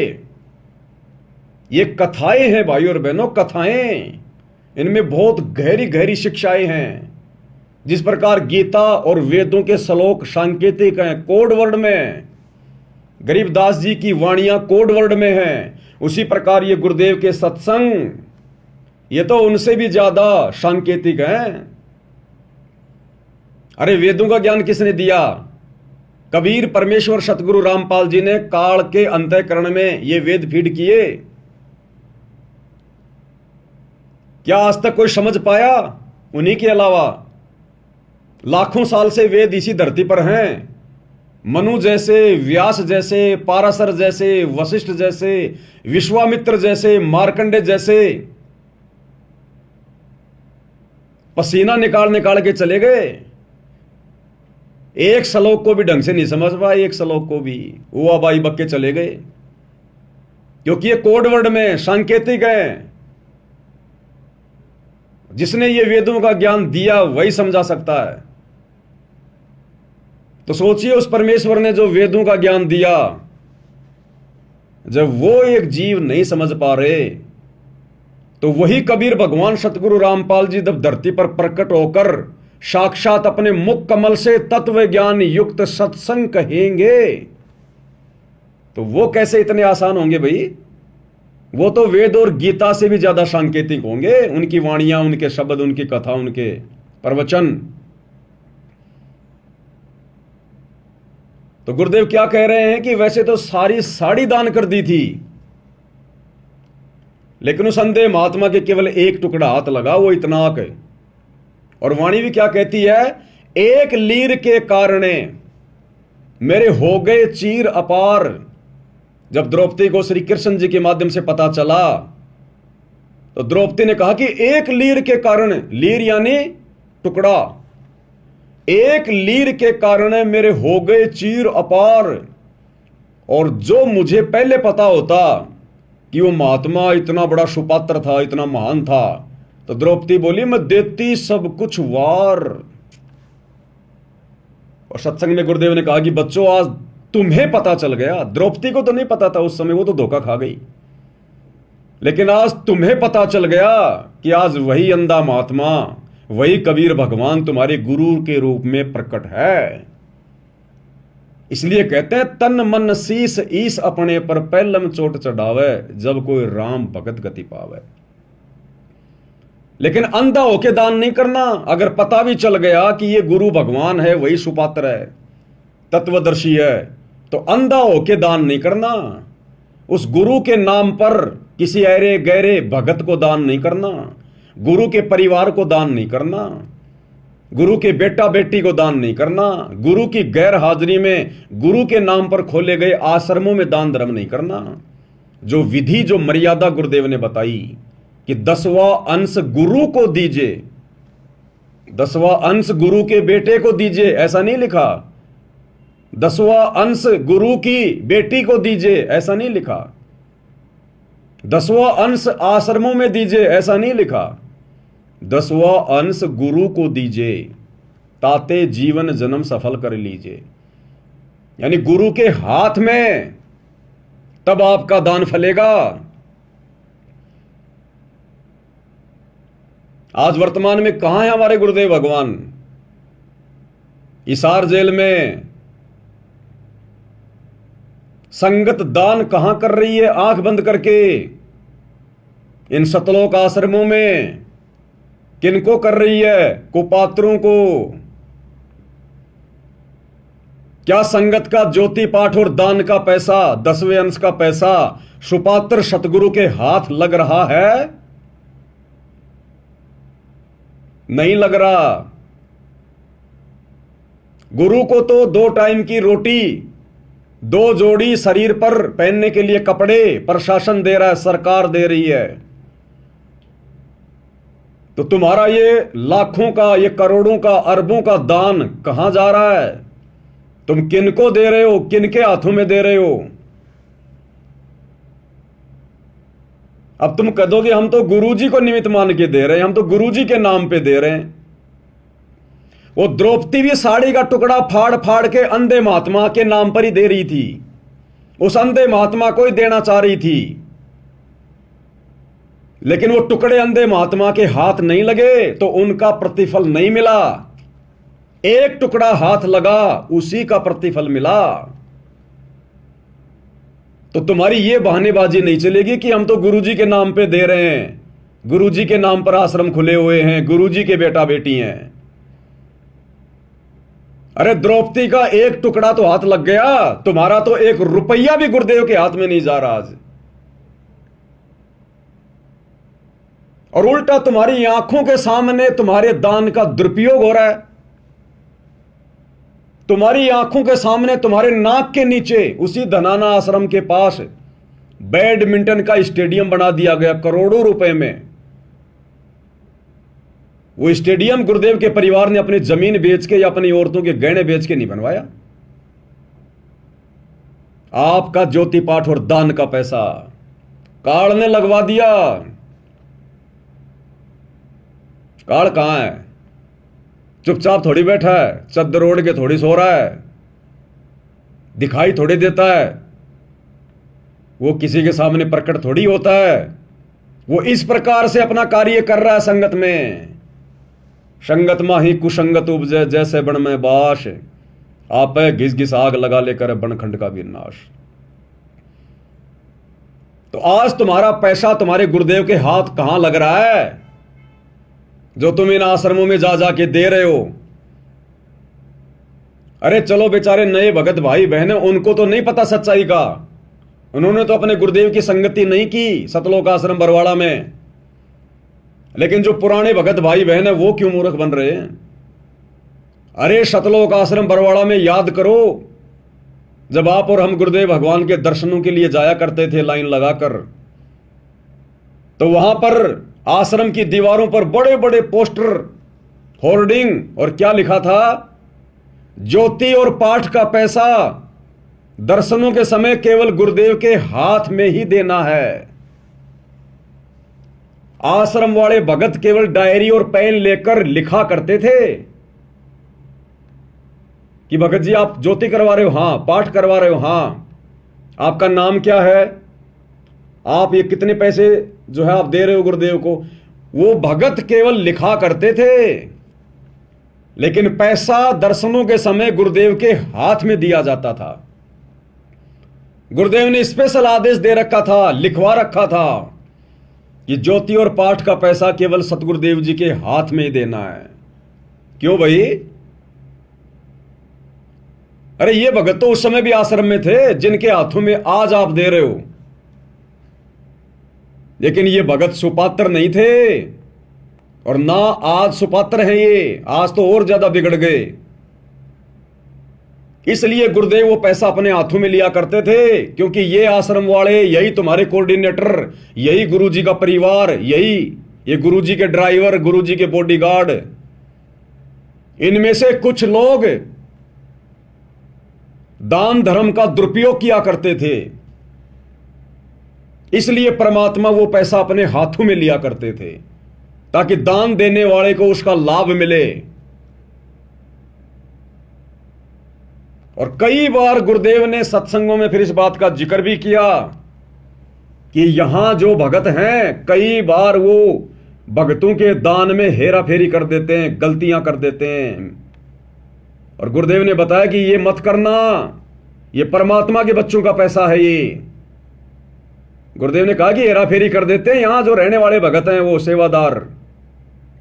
तो गुरुदेव ने बताया कि ये परमात्मा के बच्चों का पैसा है, ये कांटा बन के निकलेगा, कांटा बन के। इसलिए गुरुदेव भगवान ज्योति और पाठ का पैसा अपने हाथों में लिया करते थे। मालिक को पता था कि ये लोग दान के पैसों में हेराफेरी करते हैं। आपको एक सत्संग सुनाता हूं गुरुदेव भगवान का, क्योंकि संकेत ही करेंगे परमात्मा, खुल के बताएंगे तो संगत फिर उनके विरुद्ध हो जाएगी, और वो भी नाराज हो जाएंगे अगर गुरुजी उनका नाम ले देंगे तो। अरे जिस प्रकार 650 साल पहले वो गणिका बहन सत्संग में आया करती थी,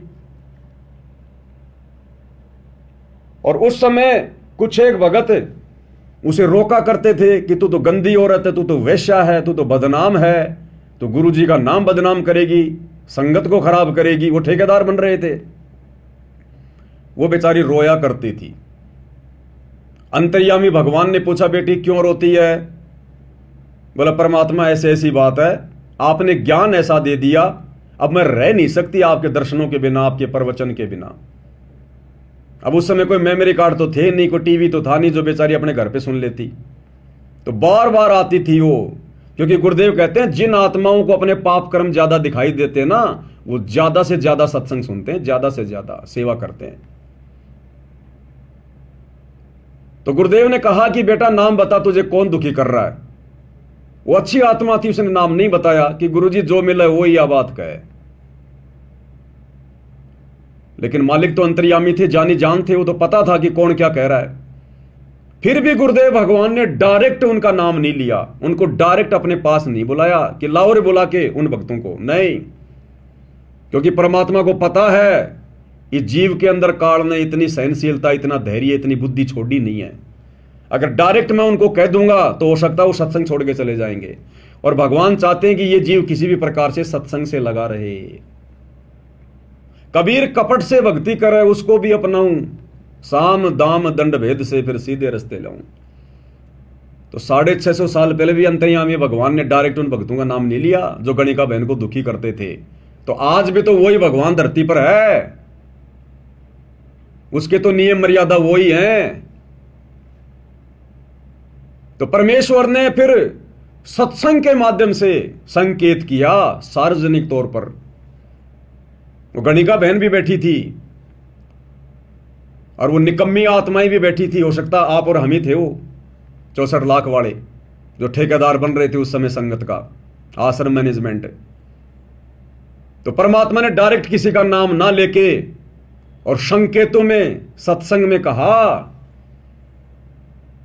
भाई कुष्टी हो चाहे संत बंदगी कीजियो, हो वैश्या के विश्वास चरण चित दीजियो। अगर किसी को कोढ़ भी हो गया हो, भयंकर रोग भी हो गया हो, तो भी उसे नफरत नहीं करनी चाहिए। वो परमात्मा की विशेष प्यारी आत्मा है, वो भगवान के लिए आई है, अपना पाप कटवाने के लिए। अरे डॉक्टर अगर रोगी से नफरत करेगा तो उसका रोग कैसे कटेगा? तो हम भगत यदि उससे नफरत करेंगे तो उसको विश्वास कैसे बनेगा? वो कैसे आएगी बार बार? और मालिक ने कहा, हो वैश्या के विश्वास चरण चित दीजिए। अगर वैश्या भी अगर अपने पाप कर्मों से गलानी करके अगर सत्संग में आ रही है तो उसको एक धर्मात्मा समझना चाहिए, उसको एक महान आत्मा समझनी चाहिए, उसके साथ में ज्ञान चर्चा करनी चाहिए, उसके विश्वास को बढ़ाना चाहिए।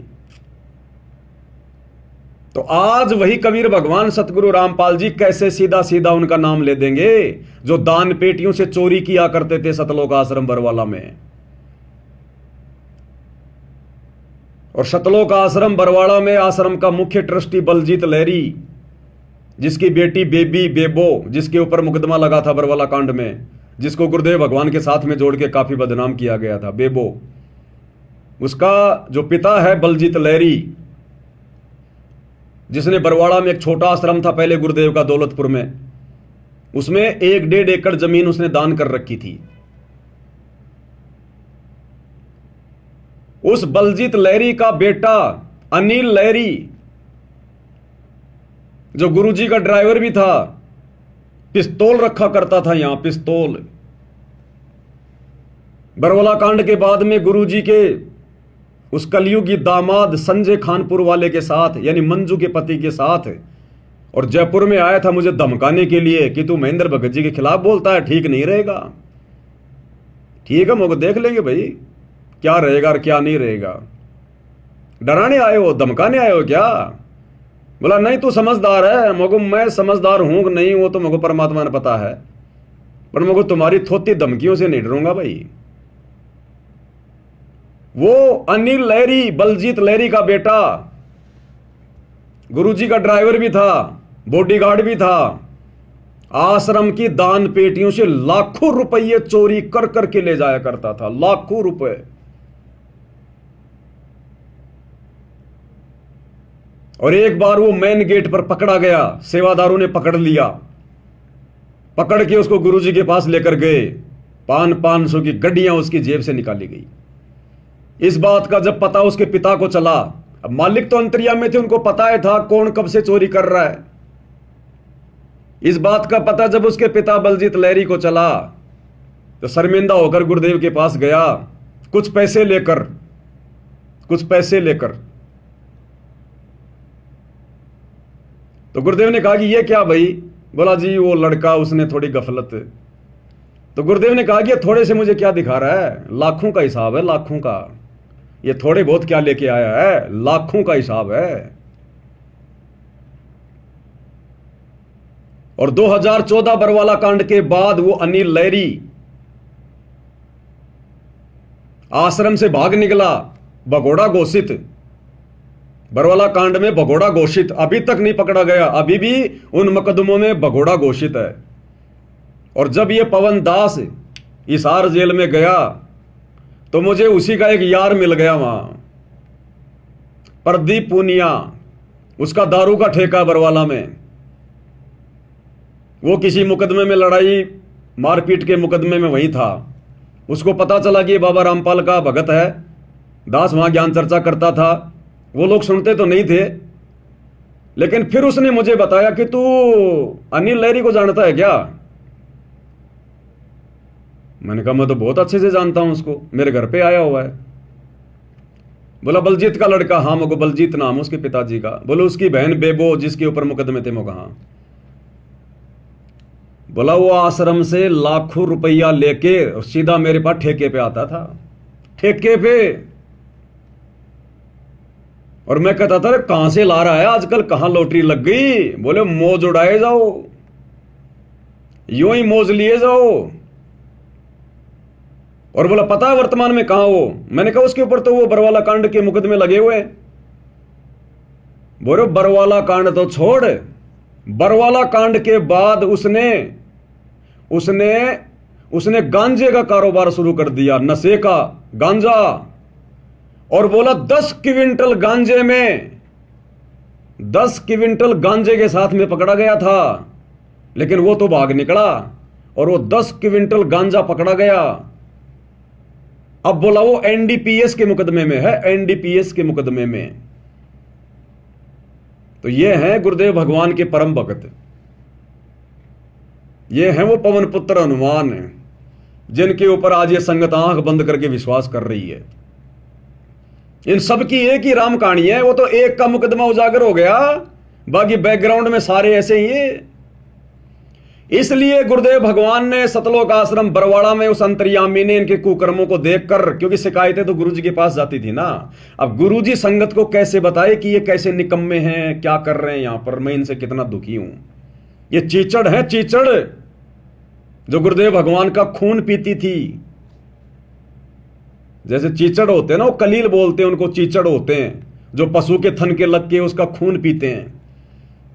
तो गुरुदेव ने एक बार जिक्र किया हुआ है कि बच्चों जो मेरे साथ में रहते हैं, जो मेरे पास में रहते हैं, जिनको तुम ये परम भगत मान रहे हो, ये तो चीचड़ हैं, ये तो मेरा खून पीते हैं। और सैकड़ों हजारों किलोमीटर से तुम आत्माएं जो समागम में आती हो, तुम मेरा दूध पीती हो, दूध, सत्संग रूपी दूध। और ये जो मेरे पास में रहते हैं चीचड़ है, मेरा खून पीते हैं ये। तो जो चीचड़ होता है, जो कलील होता है, वो उसी थन के लगा होता है, बिल्कुल चिपक के परमानेंट, लेकिन वो दूध नहीं पी सकता, वो खून पीता है। और बाहर का आदमी आके, वो घरवाला तुरंत दूध निकाल के लेके जाएगा। तो गुरुदेव भगवान ने फिर सत्संग में जिक्र किया। अब सीधा सीधा थोड़ी कहेंगे मालिक, नाम लेके थोड़ी कहेंगे। इसलिए गुरुदेव भगवान ने फिर जिक्र किया अपने एक सत्संग में। और क्या कह रहे हैं परमात्मा का विधान है, क्या कह रहे हैं? क्योंकि परमात्मा का विधान है। कहते हैं आप 1 रुपया दान करोगे, 1000 देता दाता आपको। जो दान आप यहाँ करते हो वो आपका नहीं, वो तो भगवान का हो गया, आपका नहीं रहा। उसके बदले में आपको तो 1000 मालिक ने उसी समय लिख दिया आपके अकाउंट में, लेकिन वो अकाउंट आपको दिखता कौन?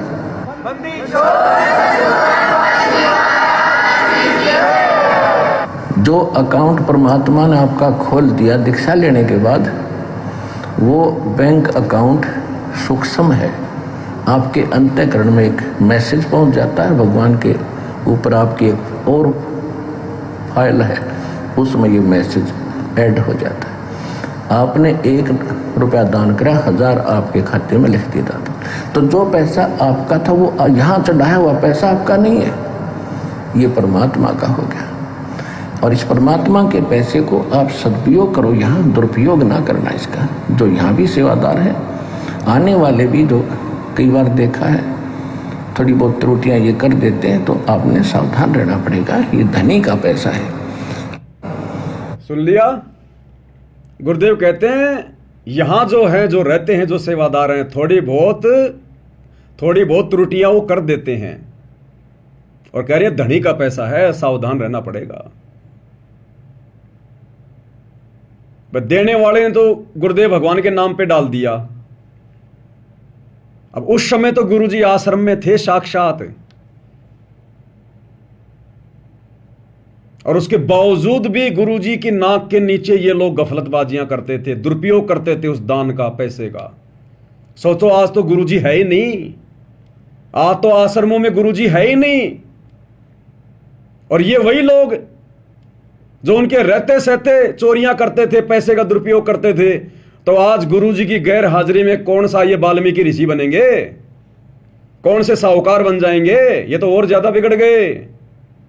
पहले तो खुद ही खर्च करते थे, अब तो ये जाटों की धर्मशाला में खर्च कर रहे हैं, राजनीति में खर्च कर रहे हैं, गैंगस्टरों की सीबीआई जांच में खर्च कर रहे हैं, हरियाणा के जाट आरक्षण में खर्च कर रहे हैं, और ना जाने कहां कहां किन को पात्रों की सेवा में लगा रहे हैं ये। तो क्या संकेत किया गुरुदेव ने? जैसे काशी में संकेत किया था सत्संग में, भाई कुष्ठी हो चाहे संत बंदगी कीजिए, हो वैश्या के विश्वास चरण तीज दीजिए। तो आम संगत तो बेचारी कहां समझी होगी? नहीं समझी।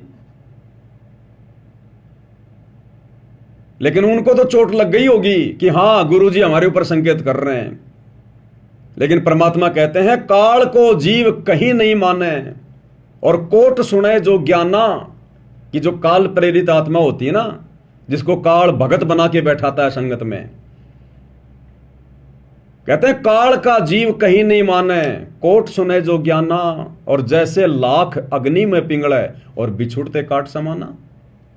फिर मालिक कहते हैं कोटि वर्ष करो संगत संतों की, पत्थर का जल में क्या बीज है?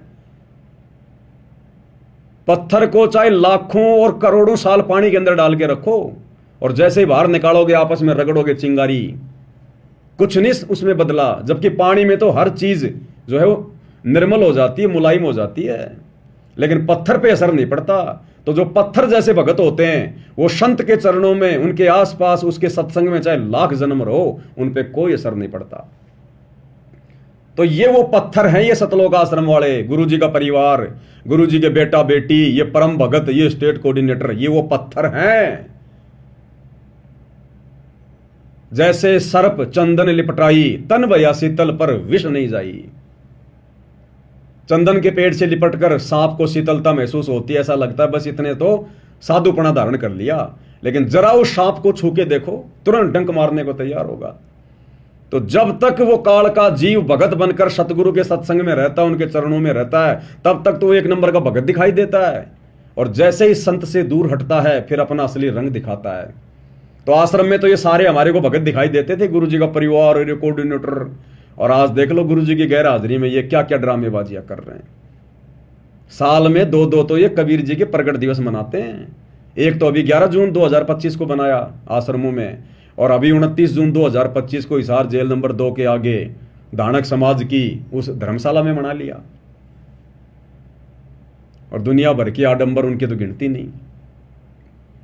तो गुरुदेव ने ऐसे ही बरवाला आश्रम में, अपने सत्संग में, क्योंकि ये वही कबीर भगवान है, इन्होंने संकेत किया जो लोग दान धर्म में त्रुटियां कर रहे थे, गलतियां कर रहे थे, भक्तों के दान का दुरुपयोग कर रहे थे, चोरियां कर रहे थे। एक बार फिर से सुन लो हल्का सा गुरुदेव क्या कह रहे हैं। परमात्मा का हो गया, और इस परमात्मा के पैसे को आप सदुपयोग करो, यहाँ दुरुपयोग ना करना इसका। जो यहाँ भी सेवादार है, आने वाले भी जो कई बार देखा है थोड़ी बहुत त्रुटियां ये कर देते हैं, तो आपने सावधान रहना पड़ेगा। ये धनी का पैसा है, आपको तो दे दिया मालिक ने उसी समय, ये नहीं रखता अपने पास। ये तो पूर्ण परमात्मा है। कहते हैं चारों युगों में देख लो हमने किसका रक्षा मारे। द्रौपदी ने एक बिलांत का कपड़ा दिया था, 9 इंच ढेर लगा दिया उसका, एक बिलांत। सुदामा ने 4 चावल फुकवाए थे, महल बना दिया। तैमुरलंग ने 1 रोटी दी थी, उसको 7 पीढ़ी का राज बख्श दिया। तो कहते चारों युगों में देख ले हमने किसका रक्षा मार, हमने किसका लेकर ना दिया हो मारना, यानी कोई पैसा लेकर ना देने के उसने पैसा मार लिया मेरा। तो परमात्मा कहते चारों युगों में देख ले हमने किसका रक्षा मार, हमने किसी का पैसा रखा नहीं। इसलिए भाई और बहनों, परमात्मा ने साध संगतियां शुरू करवाई है, क्योंकि मालिक ने देख लिया कि मेरे आसपास रहने वाले, मेरे साथ साथ रहने वाले, मेरे परिवार वाले, ये काल के जीव हैं। जैसे काल ने उस कमाल को भेज दिया था परमात्मा के पास में, उसका मुंह बोला बेटा बना के, और अंत में उसी ने परमात्मा की संगत को तोड़ा। अंत में वही गुरुद्रोही घोषित हुआ। तो आज क्या काल कोई कसर छोड़ेगा क्या? अपना दाव तो पूरा खेलेगा ना। अब उसके दाव को समझने के लिए तो गुरुदेव ने हमें तत्व ज्ञान दिया है। नहीं समझ पा रहे थे तो गुरुजी ने साध संगतियां शुरू करवा दी, साध संगतियां शुरू करवा दी।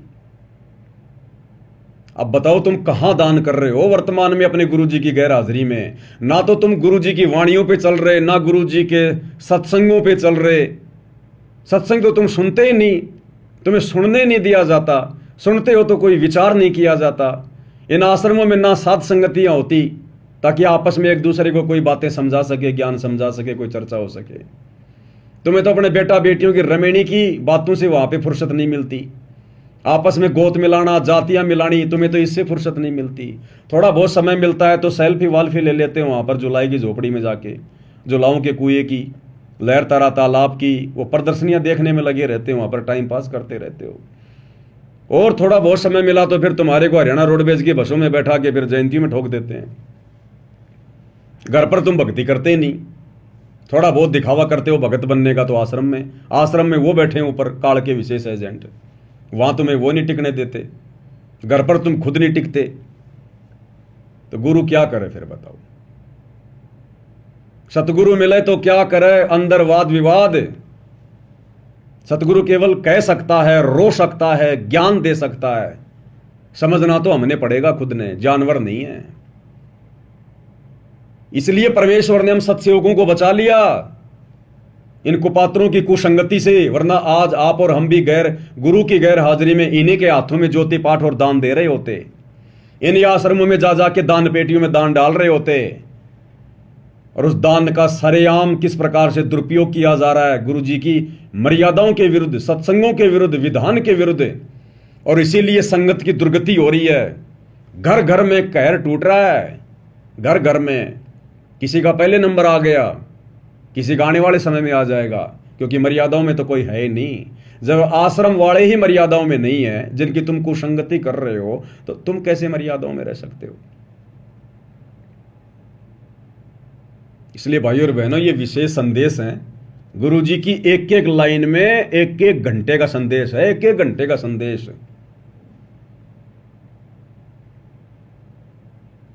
सुन लिए नामदान सेंटर पे जाके सुबह 4 बजे, हाँ आ गया, बहुत अच्छा बहुत अच्छा।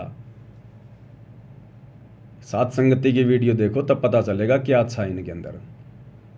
ये मनोरंजन के लिए, गुरुदेव कहते हैं कि मनोरंजन के लिए नहीं सुना रहा है कथा में, टाइम पास के लिए नहीं सुना रहा। गुरुदेव कहते हैं जैसे दूध में जामन लगा के फिर दही को मथा जाता है तब घी निकलता है। सत्संग सुनने से बात नहीं बनेगी, सुनने के बाद में चिंतन मनन करना पड़ेगा, उन पे मंथन करना पड़ेगा, डिस्कस करना पड़ेगा, रगड़ा मारना पड़ेगा। जैसे मेहंदी के पत्ते हाथ में लेके रगड़ा मारना पड़ता है। मेहंदी के पत्तों का रंग होता है हरा, और जब रगड़ा मारोगे तो कैसा होगा? लाल। तो सत्संग सुनने मात्र से भला नहीं होगा, रगड़ा मारना पड़ेगा, दिमाग पे जोर डालना पड़ेगा। और ये जोर डलेगा साध संगतियों से, वैसे नहीं डलेगा। तब जाके इस काल के भयंकर जाल से आप और हम बच सकते हैं। नहीं तो हो गया गुरु जी का मिशन तो पूरा। हम भक्तों के भरोसे तो हो गया परमात्मा का मिशन पूरा। अगर ये भगवान साध संगतियां ना शुरू करवाता तो हो गया गुरु जी का मिशन तो पूरा। कहाँ लेके जा रहे हैं मैनेजमेंट वाले देख लो, ये तो नीलकंठ की तरफ ले जा रहे हैं, नीलकंठ की तरफ, पहाड़ों में। और गुरु जी लेके जाना चाह रहे हैं ऊपर। तो इनके भरोसे नहीं चल रहा परमात्मा का मिशन, इन लोगों के सहारे नहीं चल रहा। ये तो परमात्मा ने अपना विशेष आशीर्वाद देकर आप और हम 2 कोटि के जीवों को निमित्त बनाया, सत्सेवकों को।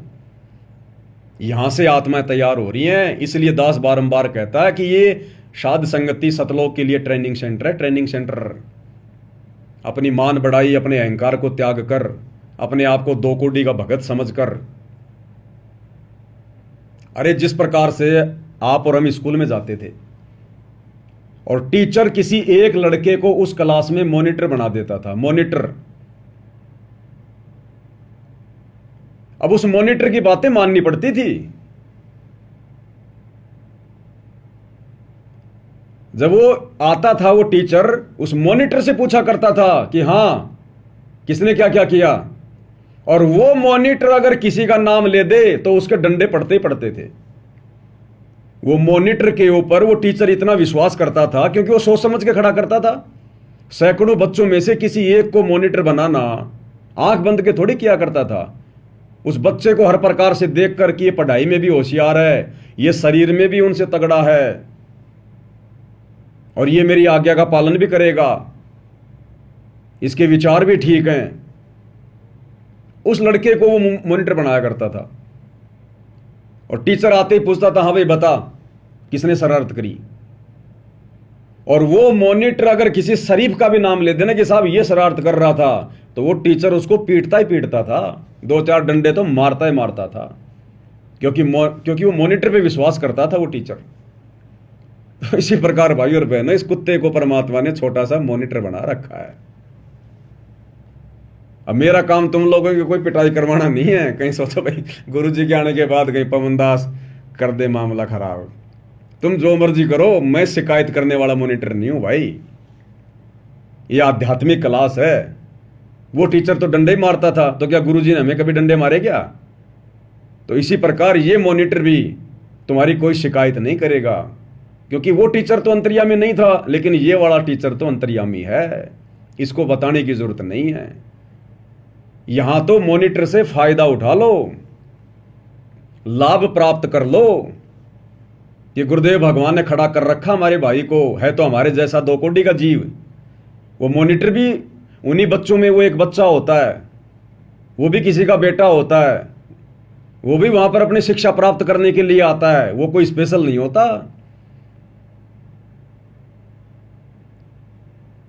इसी प्रकार ये दास भी कोई स्पेशल नहीं है।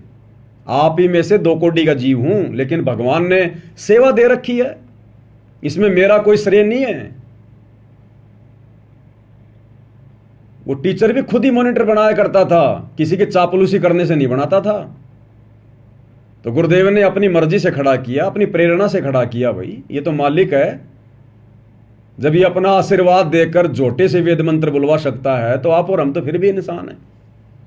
इसलिए भाई और बहनों, साध संगति से जुड़कर, और फिर ये ना देखो, फिर मन में कोई दोष ना पाड़ो किसी भी प्रकार का, नहीं तो बाद में फिर बहुत ज्यादा पछताना होगा। फिर ये आगे नहीं चलेगी। फिर ये बकवाद, ये राग द्वेष मान बढ़ाई, ईर्ष्या, मन के दोष, ये आगे नहीं चलेंगे। फिर कोई नहीं सुनेगा हमारी।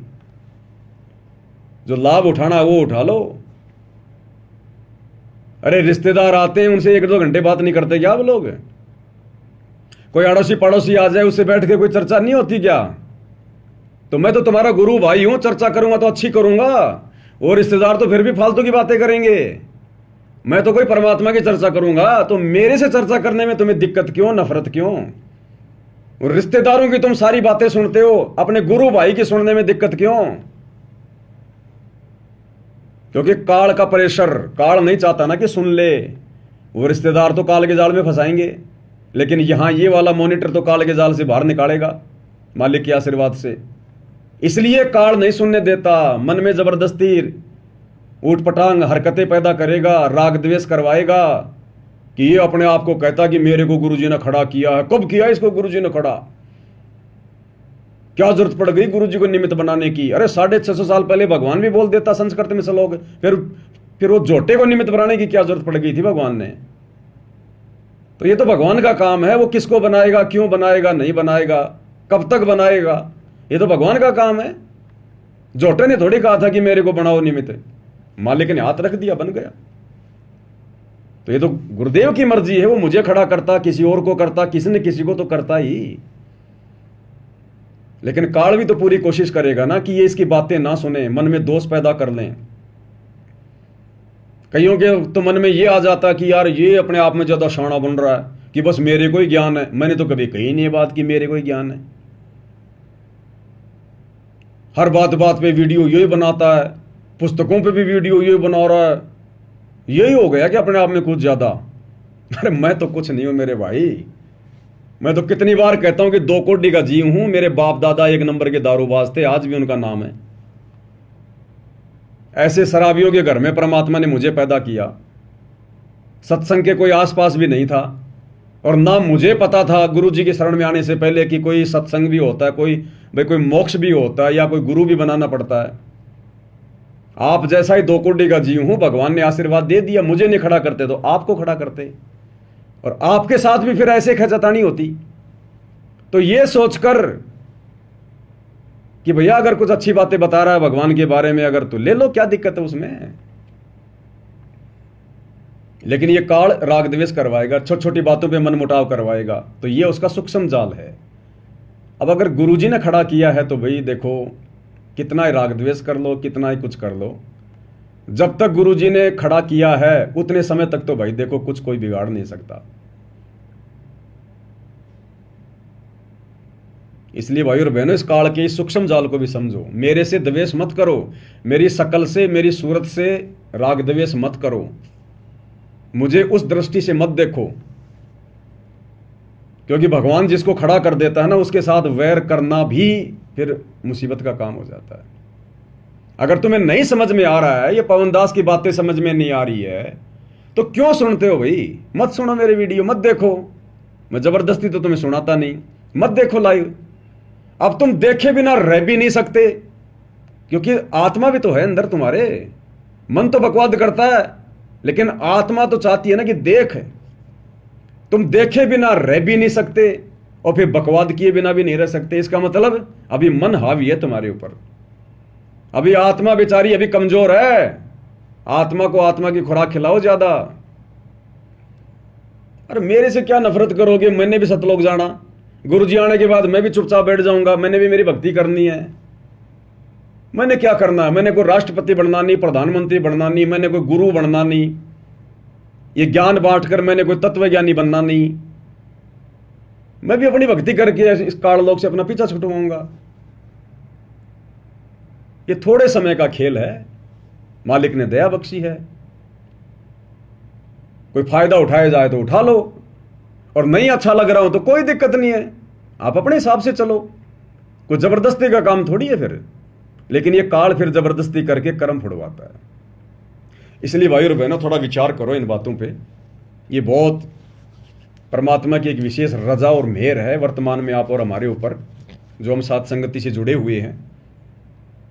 अब इस गंदे लोक में तो भगवान साक्षात सतलोक से चलकर ज्ञान दे रहा है। 20 साल 30 साल हो गई जब उनको नहीं छोड़ा भगवान, उसने काल ने उनके साथ भी लोगों को धक्कम पेली में रखा। उनके साथ भी लोगों ने वाद विवाद किया, तर्क वितर्क किया, फालतू का बुरा भला कहा, और आज किस हाल में कहां बैठे हुए हैं।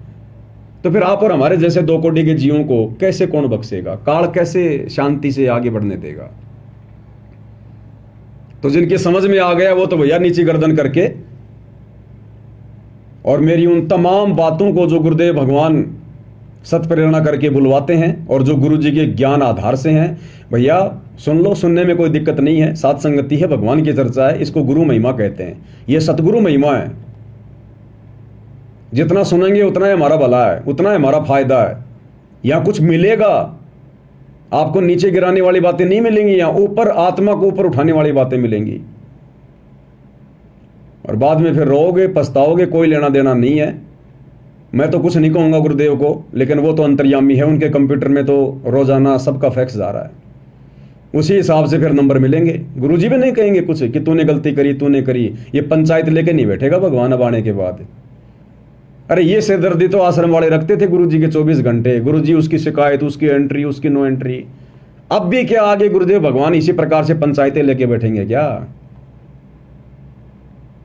तो परमात्मा कुछ नहीं कहेगा भाई।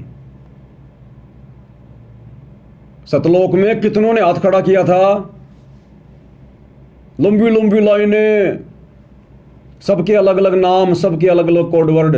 परमात्मा ने क्या कहा कि बच्चों, जिन जिन ने हाथ खड़े कर दिए ना, सबके नंबर मेरे कंप्यूटर में आ गए। अब मैं अपने हिसाब से भेजूंगा। तो ना तो पवनदास कुछ कहेगा किसी के बारे में, ना तो मैनेजमेंट के बारे में कि गुरुजी इन्होंने ये कर दिया, वो कर दिया। मैं गधा हूं, मैं मूर्ख हूं जो संतर्यामी भगवान को बताऊंगा जो उन्हें मालूम नहीं होगा। और ना भाई वो भगवान किसी के आगे अपना रोजना रोएगा कि तुमने ये क्या किया, वो क्या किया। वो तो भैया उसके कंप्यूटर में आ गया। जो जैसा कर रहा है उसके कंप्यूटर में रोज एक फैक्स आ रहा है, रोज।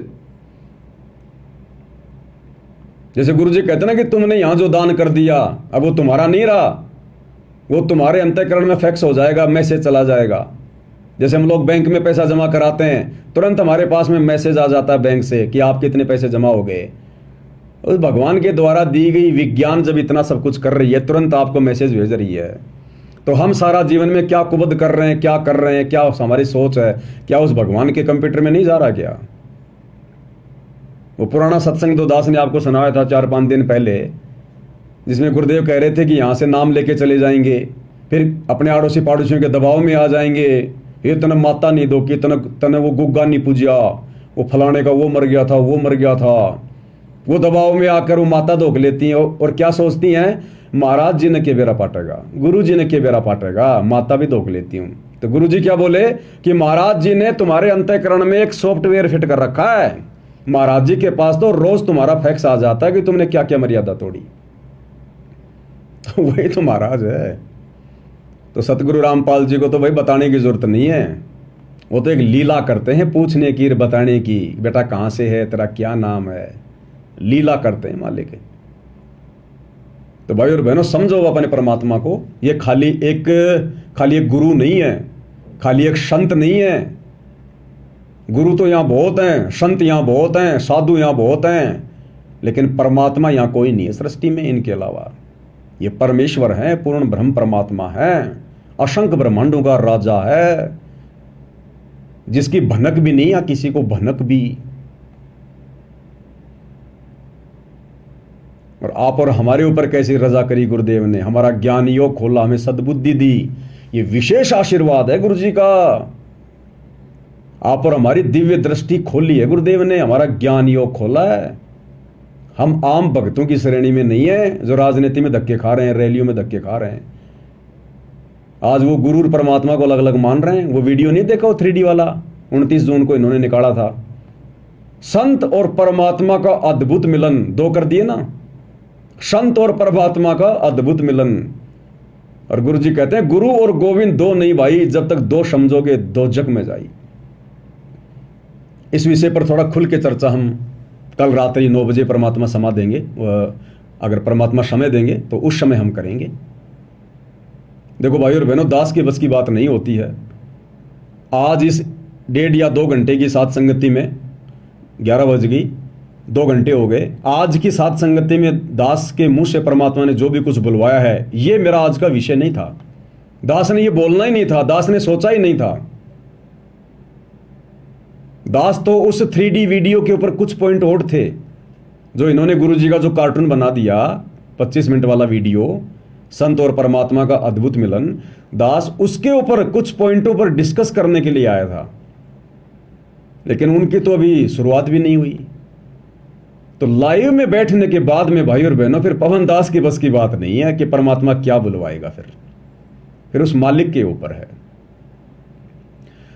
तो कल रात्रि 9 बजे गुरुदेव के आशीर्वाद से फिर से लाइव जुड़ेंगे। तब तक गुरुदेव भगवान हम सबको आशीर्वाद दे, आज्ञा दे, सद्बुद्धि दे, और इसी प्रकार से परमेश्वर हमें अपने सत मिशन से जोड़ कर रखे। बंदी छोड़ सतगुरु रामपाल जी परमेश्वर जी की जय हो।